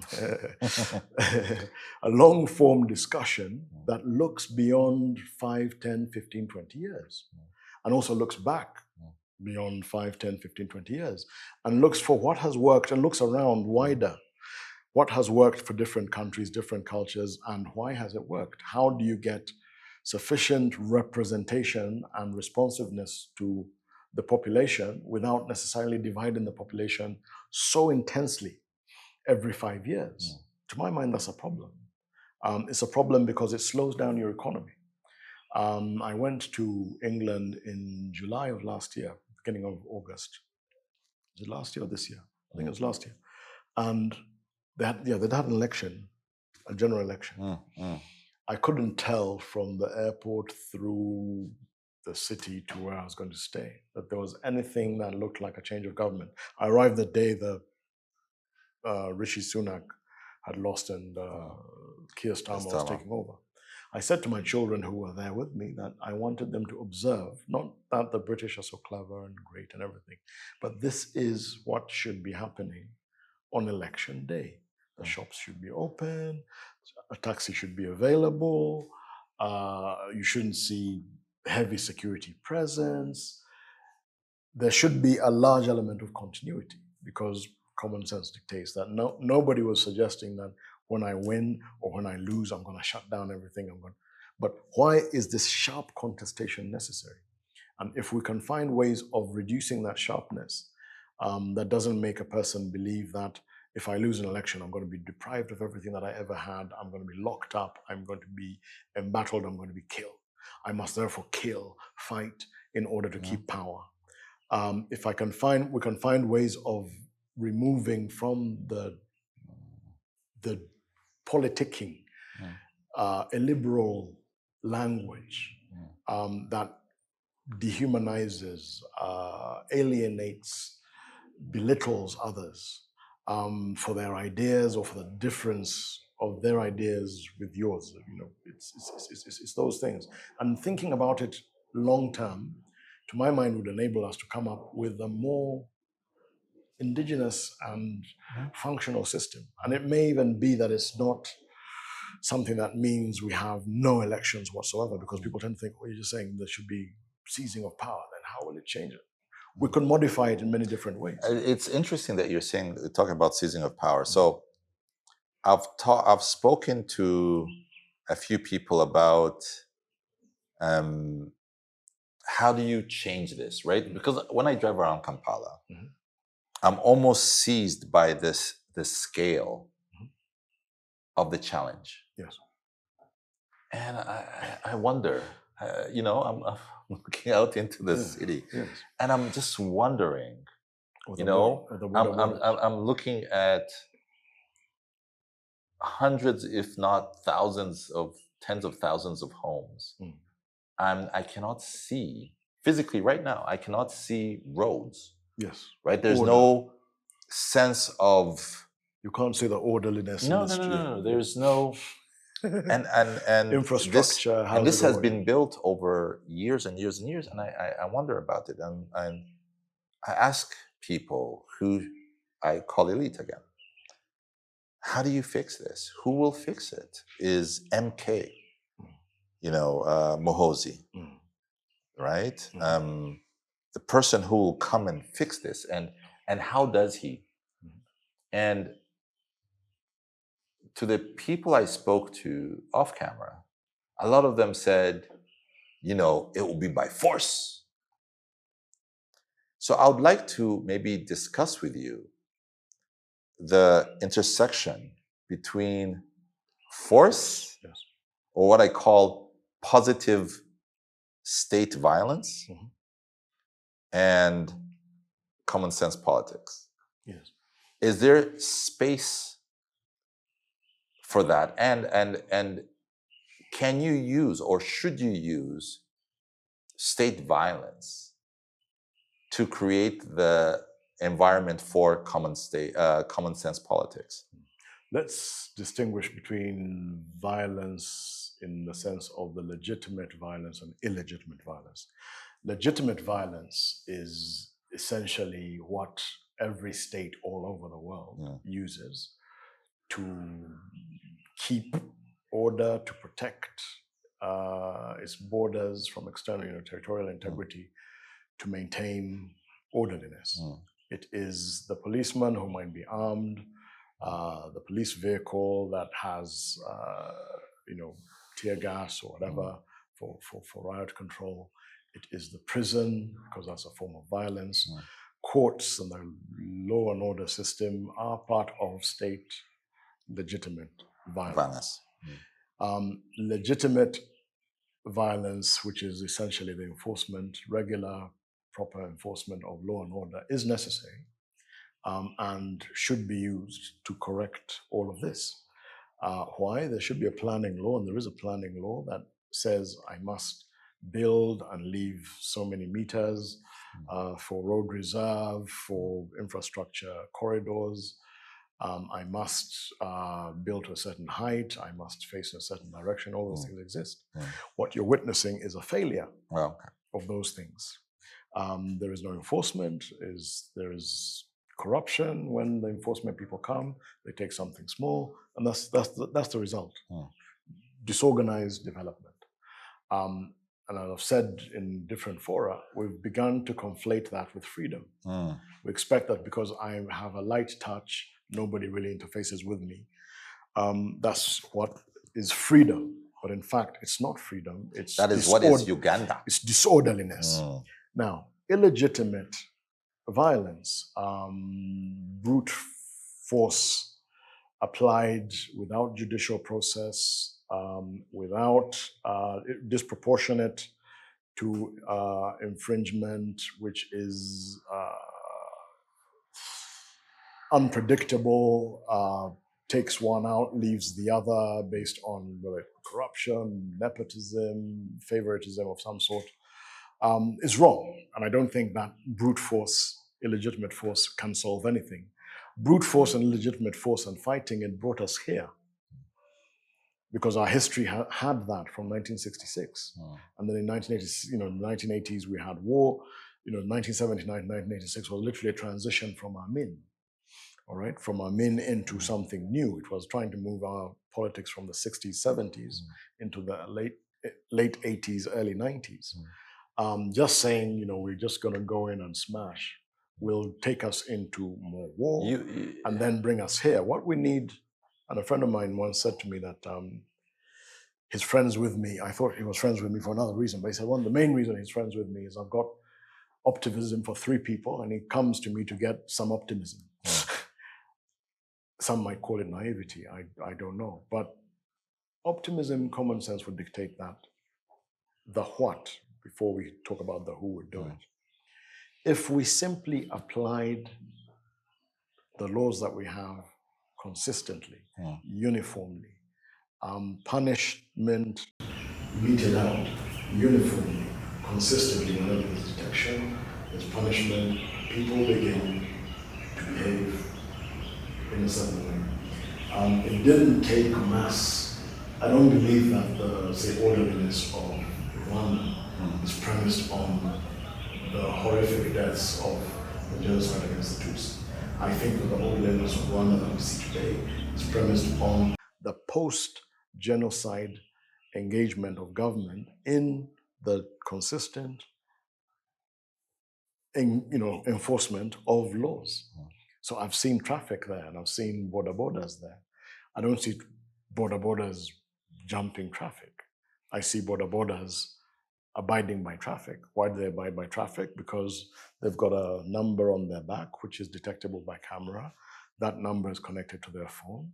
And if the camera picks up an infringement at a traffic light, for example, it will send a message to the center. The center will send a fine, which fine arrives on this person's phone. They can pay or not pay. If they don't pay, they may be apprehended at a later stage using the same system. Now, that consistent enforcement of that system has led to a behavior, to a culture of behavior, compliant behavior amongst the borders. They didn't beat them with sticks. But I also do think that, again, as someone who was an observer of that, there was a level of cracking the whip, right? So when you have, and that's when we talk about, I guess, state violence, I think you were able to premise it within legitimate state violence. But what I think happens is when we're used to not seeing legitimate state violence perform in certain ways,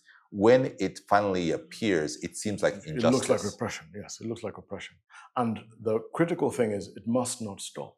One of the major problems that we have here, I think, is every time we do something like that, when there's a bit of an outcry, we stop. And when we stop, we then create the idea that the law was unjust. Exactly. So engagement, forever, since time immemorial, ignorance of the law has not been a defense. Because we were not sensitized, we weren't told. I mean, I see that all the time. I don't know, and it becomes an excuse. Why was ignorance never a defense? Exactly because the population, or a good section of it, will always purport ignorance, or will be ignorant of the law, and will not abide by it. If you arrest all the ones that you can apprehend, punish them with due process, eventually you get people saying, you know what, I have to abide. So nobody reads you the laws of the United Arab Emirates when you arrive in Dubai. But all Ugandans who go to Dubai generally abide. Why? Because they see, you see? But there's this idea that I like orderliness somewhere else. And those people are different from me. And here, well, and that, only comes from the inconsistent application of law and order and orderliness, the inconsistency in starting, we start and then we stop. We've banned Bovera maybe 5 times. Each time we ban them, then there's a story about the manufacturers. The manufacturers are making petitions. They were not given enough time. If only they could be given 1 more year, then they'd wind down their businesses and do something else. We're either serious about that and saying we need to stop this in order to save our environment, or we're not. We can't keep saying, well, all right, we'll run it for another 5 years and then we'll see, because that person's premise always will never be, I have 5 years and I'm going to stop. I guess the premise will be, in 5 years' time, I'll renegotiate. I guess that's the thing, right? So if the entire politics, the body politics of a nation is premised off of the vote and winning the vote, then you never, as a government, want to be unpopular. Correct. And if you think about it, say in military terms, there is, I think, even in most militaries, a service offense for officers who try to be popular with their men. it's a service offense, because at certain times you're going to be, as an officer, obliged to be harsh to your men. And if you're kind of palling around with them and generally trying to pander to every whim, you will find that at certain points it will impede your leadership. And it impedes your leadership in detrimental ways to the wider thing, because it will mean nobody wants to do anything that is inconvenient to them. Nobody will accept that there's a loss that I must make. I use an example when I'm talking to people about land, for example, that if we don't have an agreed and legitimate means of saying, I'm giving up some land in order that others may do this, or I may also expropriation. We all lose, but none of us move on our land to go anywhere. I only have a small piece of land here. If I'm going to a hospital, market, work, I move along a road, which was somebody else's land. They had to give it up. So if I'm giving up mine and somebody is giving up theirs, and we all understand it's for the greater good, we work together. But if there's no way in which we agree that my loss is premised on a greater good, then that includes my good. Yeah. At the end, and it's my good, exactly. It's common for all of us. We lose. We lose in the sense that, well, that thing, I'll expect somebody else to give up, but I'm not giving up mine. Yeah. The authorities, the elites must have also the wherewithal to do exactly the same thing. It can't be, I'm putting you in a line over here, but I'm doing. And in many countries where you see orderliness, everybody abides. The rule of law applies to everyone. If it's perceived that this person just comes in, then you have to wait. Then the other person may, and this person may not. It's unpredictable. It doesn't work. Or it works, but it produces the results that you see. I've over the last couple of days. So today is day 9 of my 10-day journey. I'm leaving tomorrow. I've spoken to so many amazingly accomplished Ugandans at the top of their professions. And every single one of them, every single one has avoided the civil service and politics like the plague. Every single one of them. Yet, it's funny. So there is a friend of mine who I also had on the podcast, Dr. Frederick Goloba Mutebi. Yes. Former schoolmate. Yes. In the same house. And then there's you as well. Yes. He is a parliamentarian in the Lukiko, the Buganda's parliament. Yes. You're a minister. Yes. In the very same kingdom. Yes. You're a minister of lands. Yes. Now, and none of you get paid. That's what he told me. I don't know if the that's... The Lukiko doesn't get paid. Right. Ministers now get paid a stipend. Yes. There you go. Yes. But is it really a ministerial salary? Probably not. Not commensurate to the duties. No. So how is it that the very same individuals will avoid, and this could be you, but also it's almost something I've seen, is they will avoid public service, yes, or the hurly-burly of public office, and be more than happy to be leaders in their church, be leaders in the kingdom, be leaders in the world, in their family. But somehow, what is that about? Why is it that the state, you don't feel that you want to be a member, of why don't you want to be a part of the intricacies of state building within the state and of Uganda, the Republic of Uganda? Yet, in the kingdom, you're like, listen, I'm more than happy to.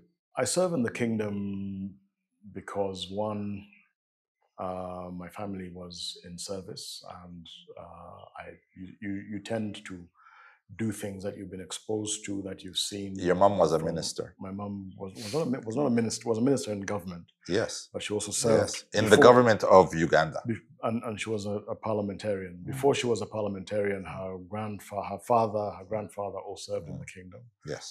My father served in the Kingdom of Uganda. He was Attorney General of the Kingdom of Uganda, the last one in 1966.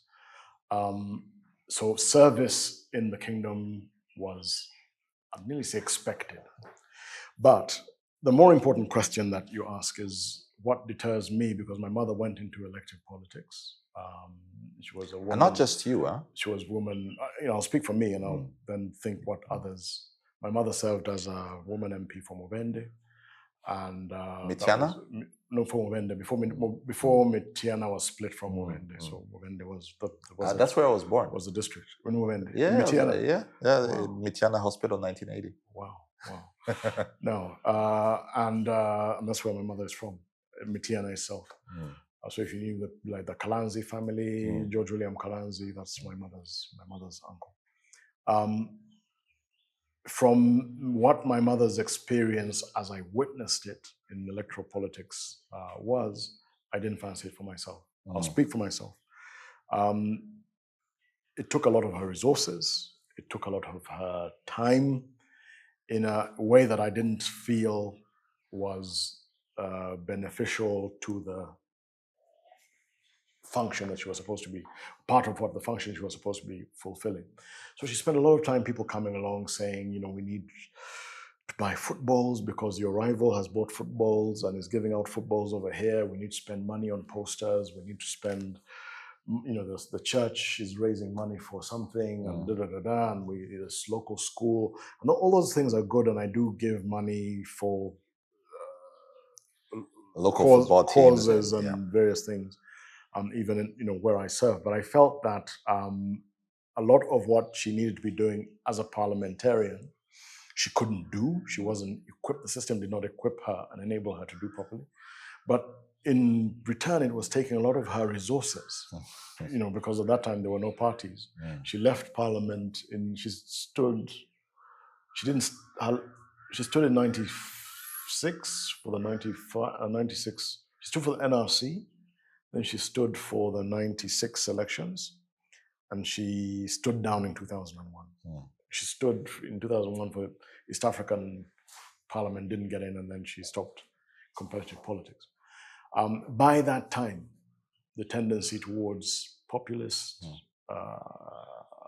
money-intensive, expensive politics was growing. The problem of electoral finance is not just Ugandan, it's international. In some countries, parties solve it. In other countries, you hear all these scandals around political corruption. It's because of the cost of elections. People don't factor, we don't think through these things. In other places, governments fund the politicking, or taxpayers fund the politicking. Here, we've not solved for that. So a lot of it has to be your resources. Why should I mortgage my home to stand for an election? And when I do that, would anybody be surprised that my behavior might then be trying to reach into various sources, some legitimate, some illegitimate? Someone would argue that if you don't, because someone is going to go into Parliament. Yes. Someone is going to make laws for David. Yes. and my own take would be, one, I must try and influence those who are inclined to go in. And I do, one of the purposes why I wrote was to try and influence ideas and get people thinking along a certain line. But two, I also agree that we must, as a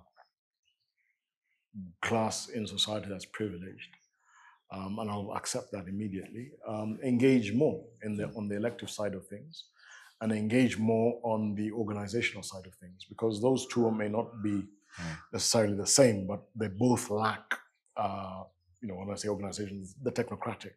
So in the civil service, in the public sector, there must be a higher level of elite engagement, consistent engagement. If it's not to my liking, who was ordained in the order and scheme of things to fix it so that it may become to my liking so that I may join? Surely it must be me. And so whilst this is not an announcement that I'll be joining electoral politics, this is my saying that I would accept and acknowledge the shortcoming that some of the things that I criticize not being the man in the arena. And that a large amount of my criticism is blunted because I'm not in the arena. Many of us need to get into the arena, and more of us need to get into that in an orderly fashion in order that there might be a shift, a sizable shift in the balance that then enables some of these things that we aspire for to be seen. What do I mean by that? Every time you have one person going at a time, you're a drop of cold water in of hot water in a bucket of cold. Quickly, the energy, your energy, and everything that you've tried to bring in is diffused, and you end up like the rest, or you end up, on the side. You're not affecting things. I think there has to be a significant effort to get a sizable mass of people, of the kind of people that you're talking about, going in and saying we're going in with the purpose, and we're going in with the purpose of creating these reforms. And there has to be, like I said, like it's an entire system, Correct. right? So there has to be the candidates, Correct. but there also has to be the private sector that is funding the candidates, because correct. And I think perhaps more importantly, because this has always also been a failure that leads to these cycles, we must agree on the what. There must be a conceptualization of the what needs to be done. There has and the who and how need to be harnessed to the back of the what. Every time it's Daudi who's leading, but he has all these ideas and it's great and everything, and then Daudi gets in. If Daudi is able to marshal others around himself and begins to pull, when what controls my ambition, and then begins to, so my ambition might then outstrip my dedication to the mission. We must be able to have the what conceptualized and institutionalized. So that at some level, if I fail to achieve, if I've gone to the ceiling of my capacity, somebody's going to say, look, by the way, stand down now, that's great, but Sunny is here, and Sunny is the next. If it's just me, myself, and I... You need an organization. Exactly. There has to be a vanguard organization that you'd think, whether it's the Patriotic League of Uganda, the PLU, the MK, something needs to bring people together. Do you see that thing? Because when you, the great and the good of society, you meet in weddings, and you meet in funerals, you meet in parties, you meet. When you guys sit down and talk to each other, why can't you conceptualize these things? Because you've done it before, right? So the NRM or the system that exists today was built by men and women sitting down and conceptualizing an idea.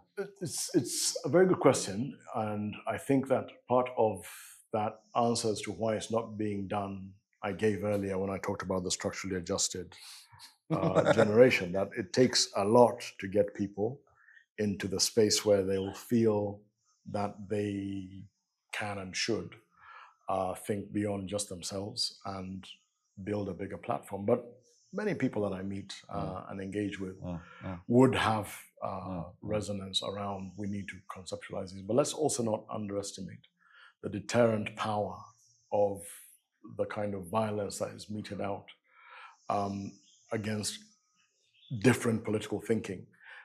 So I might be persuaded that I need to do something, but my wife may suddenly say, but yes, if you go down that route, look at what's happened so and so. Would you want that to happen to you? But I would think or that if my wife is persuaded, then my parent or my sister may then say, but look at these. So the de-risking of it is also important. And to my mind, the de-risking of the alternative thinking is harnessing it to a longer term thing and speaking in economic terms and speaking in structural terms rather than on who. So if every conversation that I have must premise itself on Museveni or MK or Bobby Wine. I'm missing Uganda. Yeah. Uganda is the subject. It's the economy of Uganda. It's the infrastructure of Uganda. It's the energy infrastructure of Uganda. It's the health service for Uganda. It's the education system for Uganda and for Africa. I'd like to ask you about your hopes and dreams for Uganda. So whenever I ask different people about what Uganda looks like in the future, you get different answers. So some will be super optimistic. Someone you probably know well, Charles Onyangobo, was super pessimistic. His idea was, after the fall of Museveni, the entire system will crumble into little fiefdoms at war with each other, akin to Sudan. Now, your father, who you spoke of, Andrew Frederick Mpanga, was forced into exile in 1966. You were born in exile in 1970. Yes. Now, when you look at Uganda's future outlook, will there be another Mpanga forced into exile in the next couple of decades? Do you see that happening? Or do you see that you were the last one? I want to be the last one. I want to be the last one of my line that's having what seems to be a sterile conversation or debate over what, to my mind, should be common sense. A few years ago, 2009, not very recently, but not too long ago, there were disturbances in Kampala and across Buganda. The central government wasn't getting on very well with the Kingdom of Buganda. There were contestations around whether King Kabaka of Buganda could go to Kayunga, and it led to major riots. When it was prevented from so doing, lives were lost, property was destroyed, not on a massive scale, but lives were lost. And in that situation, I was serving already in the kingdom, and I was working with some friends, including Robert Kalundi Sarumaga, who's a member of the Ruchiko. Robert was arrested from a television studio and taken into custody until we found him about 2 days later or 3 days later, got him out. And round about that time, a friend of his brother's who was working in the BBC archives came upon an interview where Robert's father, Robert Sarumaga, Sr., the playwright, was interviewing, a little bit like you're doing now, my late father, Andrew Frederick Mpanga, about the situation that pertained in 1966. And it was really ironic to me and sad when I listened to it. Well, sad in the sense that I was hearing my father's voice. I didn't have the privilege of growing up with him, so every little morsel of his voice, whatever, is It's precious. It's precious for me. But it was depressing in the sense that they were discussing something that I was seeing happening in my lifetime. And I think that a crisis and the living in crises, which lead to people being displaced, people being in exile. You told me about your parents' own experience being displaced and living in exile in Uganda, and how that shapes how your father perceives, whether he can even come here for a fleeting visit. And I told you about my mother's bitter experience of exile, meaning that she never felt happy beyond the 6th or 7th day of being out of Uganda anywhere.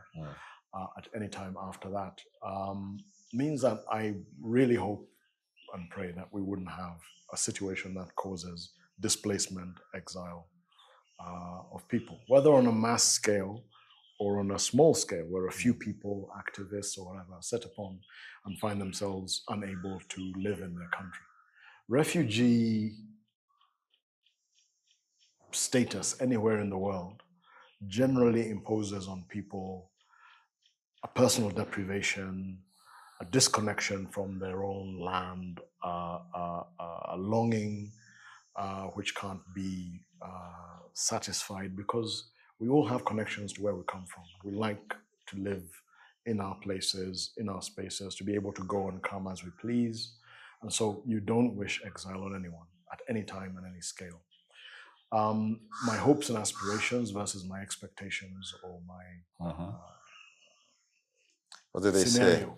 say? If hopes- wishes were beggars, Yes. if wishes were horses, beggars would ride. Yes. If I may ride the horse for a little bit as a beggar, I wish for a positive, stable, prosperous Uganda where my children and their children will achieve more than we have achieved, will uplift everybody and be able to protect, as I was saying earlier, ourselves against those that might want to take from us in a manner that has been done before and that may yet happen again.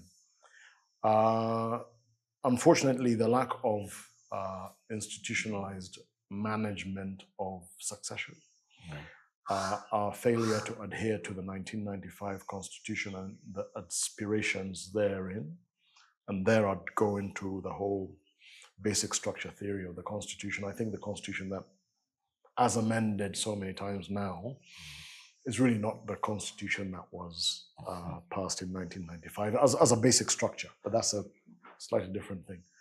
I wouldn't be as pessimistic as Charles, and I did watch Charles's episode. Charles is Charles, and he has his sources of information and his means of analyzing it.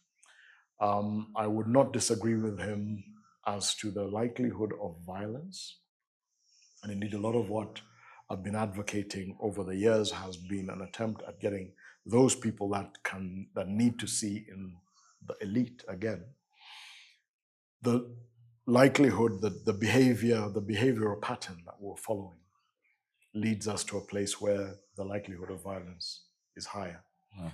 I disagree with him on the extent of that violence, and I disagree with him on the duration of that violence. Why do I disagree? Because I think that there is sufficiently a big enough core in the security sector that would see the detriment of going full warlord breakup. That tends to happen in more fragile states. I'm not looking down on anybody or saying, we're better than anyone, but I just think that the institutions that are necessary to prevent that are sufficiently strong, and the external interests. A broken down warlord-driven Uganda is inimical to Rwanda's interests, is inimical to Kenya's interests. Yep. And I think that despite what's been happening on the global stage, where we're seeing everybody going off into smaller transactional relations and not caring about international stability, stability in the way that was professed. It wasn't always done, but the way that was professed before. I think that notwithstanding, I don't see that our regional partners would just stand by and let Uganda. And I'm not saying, I'm expecting that the UN will come and help. No, but there's sufficient structures that I believe can help, and that would be responsive enough to stop this going into the fiefdoms with different sectors driven by different warlords. I don't think that would happen. But in order that we would avoid another Mpanga generation in exile, another round of bloodletting, another element of people not building, rather destroying, and then having to do another transition, and then another lot of building, and then we're saying we're at takeoff stage again. We must really think, and we must act, and we must conceptualize the future that we want to see. We must thank those who have brought us to where they've brought us to, and understand also their constraints. I'm not one of those that just says there's nothing that's happened. A lot has happened. A lot has happened. It's not happened out of nowhere. It's happened out of efforts. Those efforts might not have been top-notch. They might not have achieved everything that was intended to be achieved.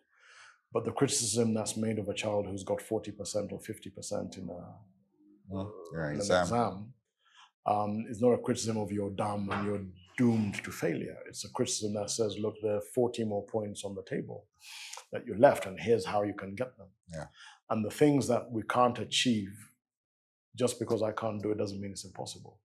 Sani can run a very successful Pan-African podcast. I can't. Sani is also a lawyer, but Sani may not be able to run a law firm. Yeah. I can. If we got together and said, let the lawyer work with the podcaster, we will succeed. If I build knowing that I need a team, a wider team, and we need to have our commonalities stressed, we will, I hope, avoid the situation which makes us feel that politics has to be this zero-sum, very violent, inimical game, cynical game. It shouldn't be. It should be one that focuses on Uganda first and foremost, Uganda. I must always think about everything that I'm doing in the context of the nation and what's good for the nation, what's good for everybody, how, and then the priorities can then begin to divide us. That, well, let's start with a bit on this in education. No, let's start with the timekeeping, like I said earlier. No, we could start with training, whatever it is. Let's just vary on those little things and let that not become such a divisive thing that I will not talk to my neighbor because they're a Man U supporter. You can't have a football game if you didn't have Man U and Arsenal. You support these ones, you know, I like the beautiful, I like the win at any cost, but it has to be with rules. It has to be in a field. There have to be 2 goalposts. They have to be of a certain height. There has to be, you know, all those things. Let's agree on those things. Yeah. And then we can have an away game and a home game. We can have a home strip and we can have the dribbler versus the passing. We can have all sorts of things that enable us to enjoy and perhaps progress the game, but let's at least agree on the rules of the game. Talking about football, you're an Arsenal supporter, so you must be quite delighted this season. Yes. Congratulations! I hope by the time this comes out, we'll have. No. This is probably coming out in December, so you still have a bit of a journey. We'll still be in the lead. Yes. And this question this is the last question to you, and it kind of goes back to what I believe storytelling is about, but within the African context and how we see each other. So in 2018, the government of Rwanda signed a partnership with Arsenal, your team, to visit Rwanda on the sleeve. At the time, of course, there was a lot of noise around that. It's been 7 years since. So let me ask you, as an Arsenal supporter on one side, a Ugandan and African, what do you think that partnership signified and represented for Africans and African states on the way they show up in the world? I think, first and foremost, the idea of our country being a brand is something that many people had not conceptualized until you visit Rwanda and you realize that, you know, in the same way as, you know, Fly Emirates would be on the front of the strip and, you know, the billboards around the stadium, it's branding. It's very clever branding. And I hadn't seen, personally speaking, any other African country branding itself in the same way. We had the giants in the tourism sector, say Kenya, Tanzania, with the Masai Mara migration of the wildebeest. You have Egypt with, you know, its positioning around the pyramids and the things that draw tourists in that sense. But we hadn't seen anybody take an African country and the tourism of that country and place it in the same space as an airline, a tech company, athletics brand, or a financial institution. Those are the things that we were accustomed to seeing advertised in these spaces. I think the fact that it's been going from 2018, you said, to present, and the fact that it extended to Paris Saint-Germain, to Bayern, and to... No, it's now gone to basketball. And to another... Atletico Madrid. Means that it's obviously valuable, it's working. The people who are implementing it must have some metrics by which they measure, whether it be the volume of tourists or the quality of tourists who are coming, or the awareness of the brand drives something else. I'm sure it's not done just purely as an ego trip. It was framed when it first came out as a dictatorial ego trip. I think it's panned out as a successful national branding exercise that other countries have now tried to mimic. There's one that says explore. Uganda, I've seen Kenya try to do the same. I've seen, with another countries trying to engage the tourism marketing with sports marketing. The other reason why it's very clever and I think should be emulated is it opens up Africa and Africans to the sports economy. The sports economy is massive. It's absolutely massive. And if you think about it, with the youth demographic that we have, already enthusiasm about sports, getting us into the sports economy is, to my mind, a masterstroke.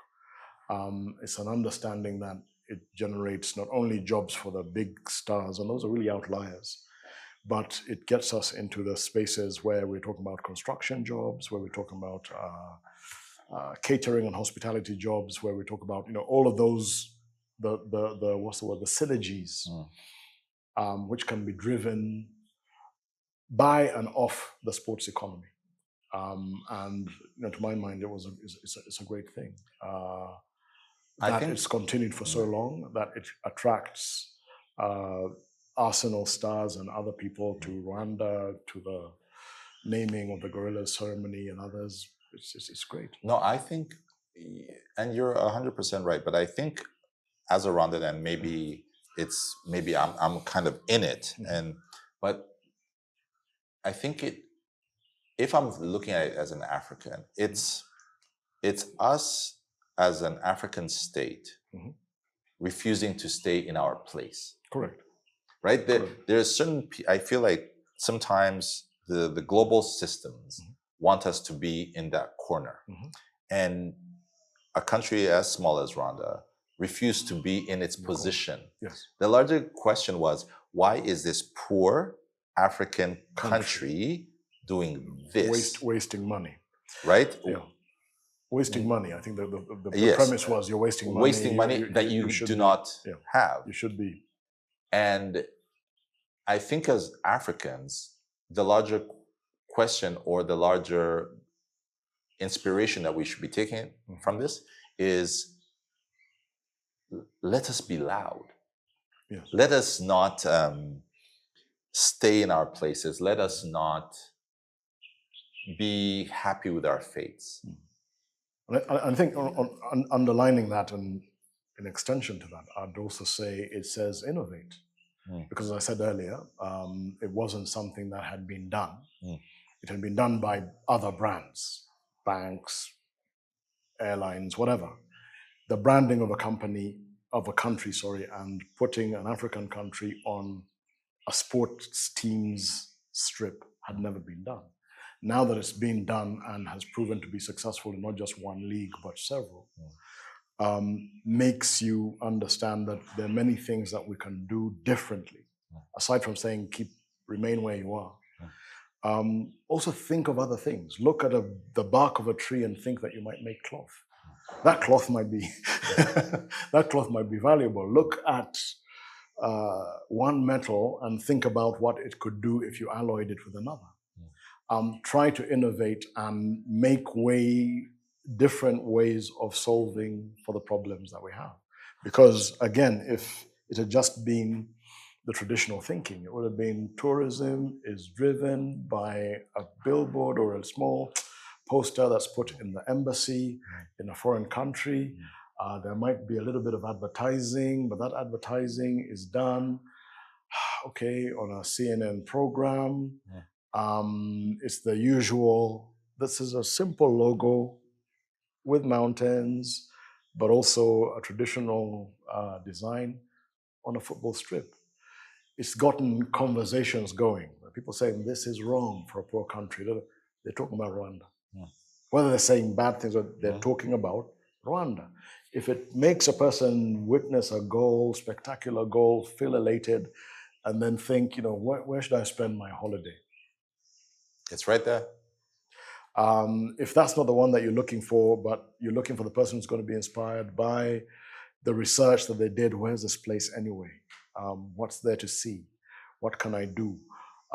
So innovate. I think that's another thing. And maybe lastly, in terms of the people who devised that strategy, I was fortunate to listen to Clara Kamanzi and when she was talking about this very program on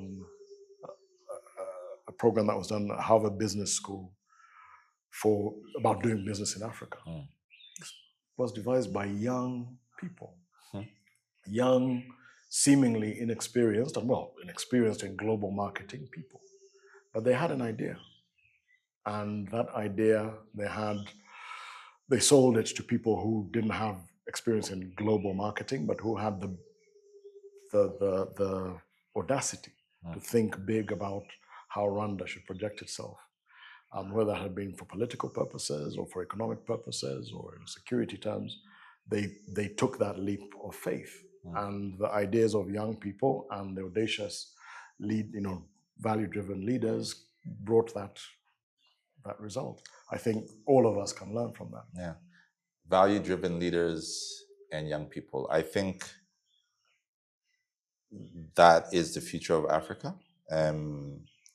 And hopefully they'll take some innovative young people. Some innovative young people. They'll take some advice, some learning from this podcast. Yeah. David, thank you so much for your time. I know it's run a bit long, but I never lied to you. It's literally in the name. It's long. Thank you so much for welcoming me and my team. Thank you. To your beautiful home. Yes. And on this Saturday. Absolute pleasure. It's been a great pleasure, a great conversation. I will be back though, yes, because there are questions around kingdoms and republics, and how those two I'll be slightly interact. I'll be slightly different. Hopefully you'll be wearing a kanzu, wearing different hat. But yes, I'll be happy to come back. Amazing. Thank you so much for being a part of this. Thank you very much. All right. Cheers. Cheers. Thank you so much.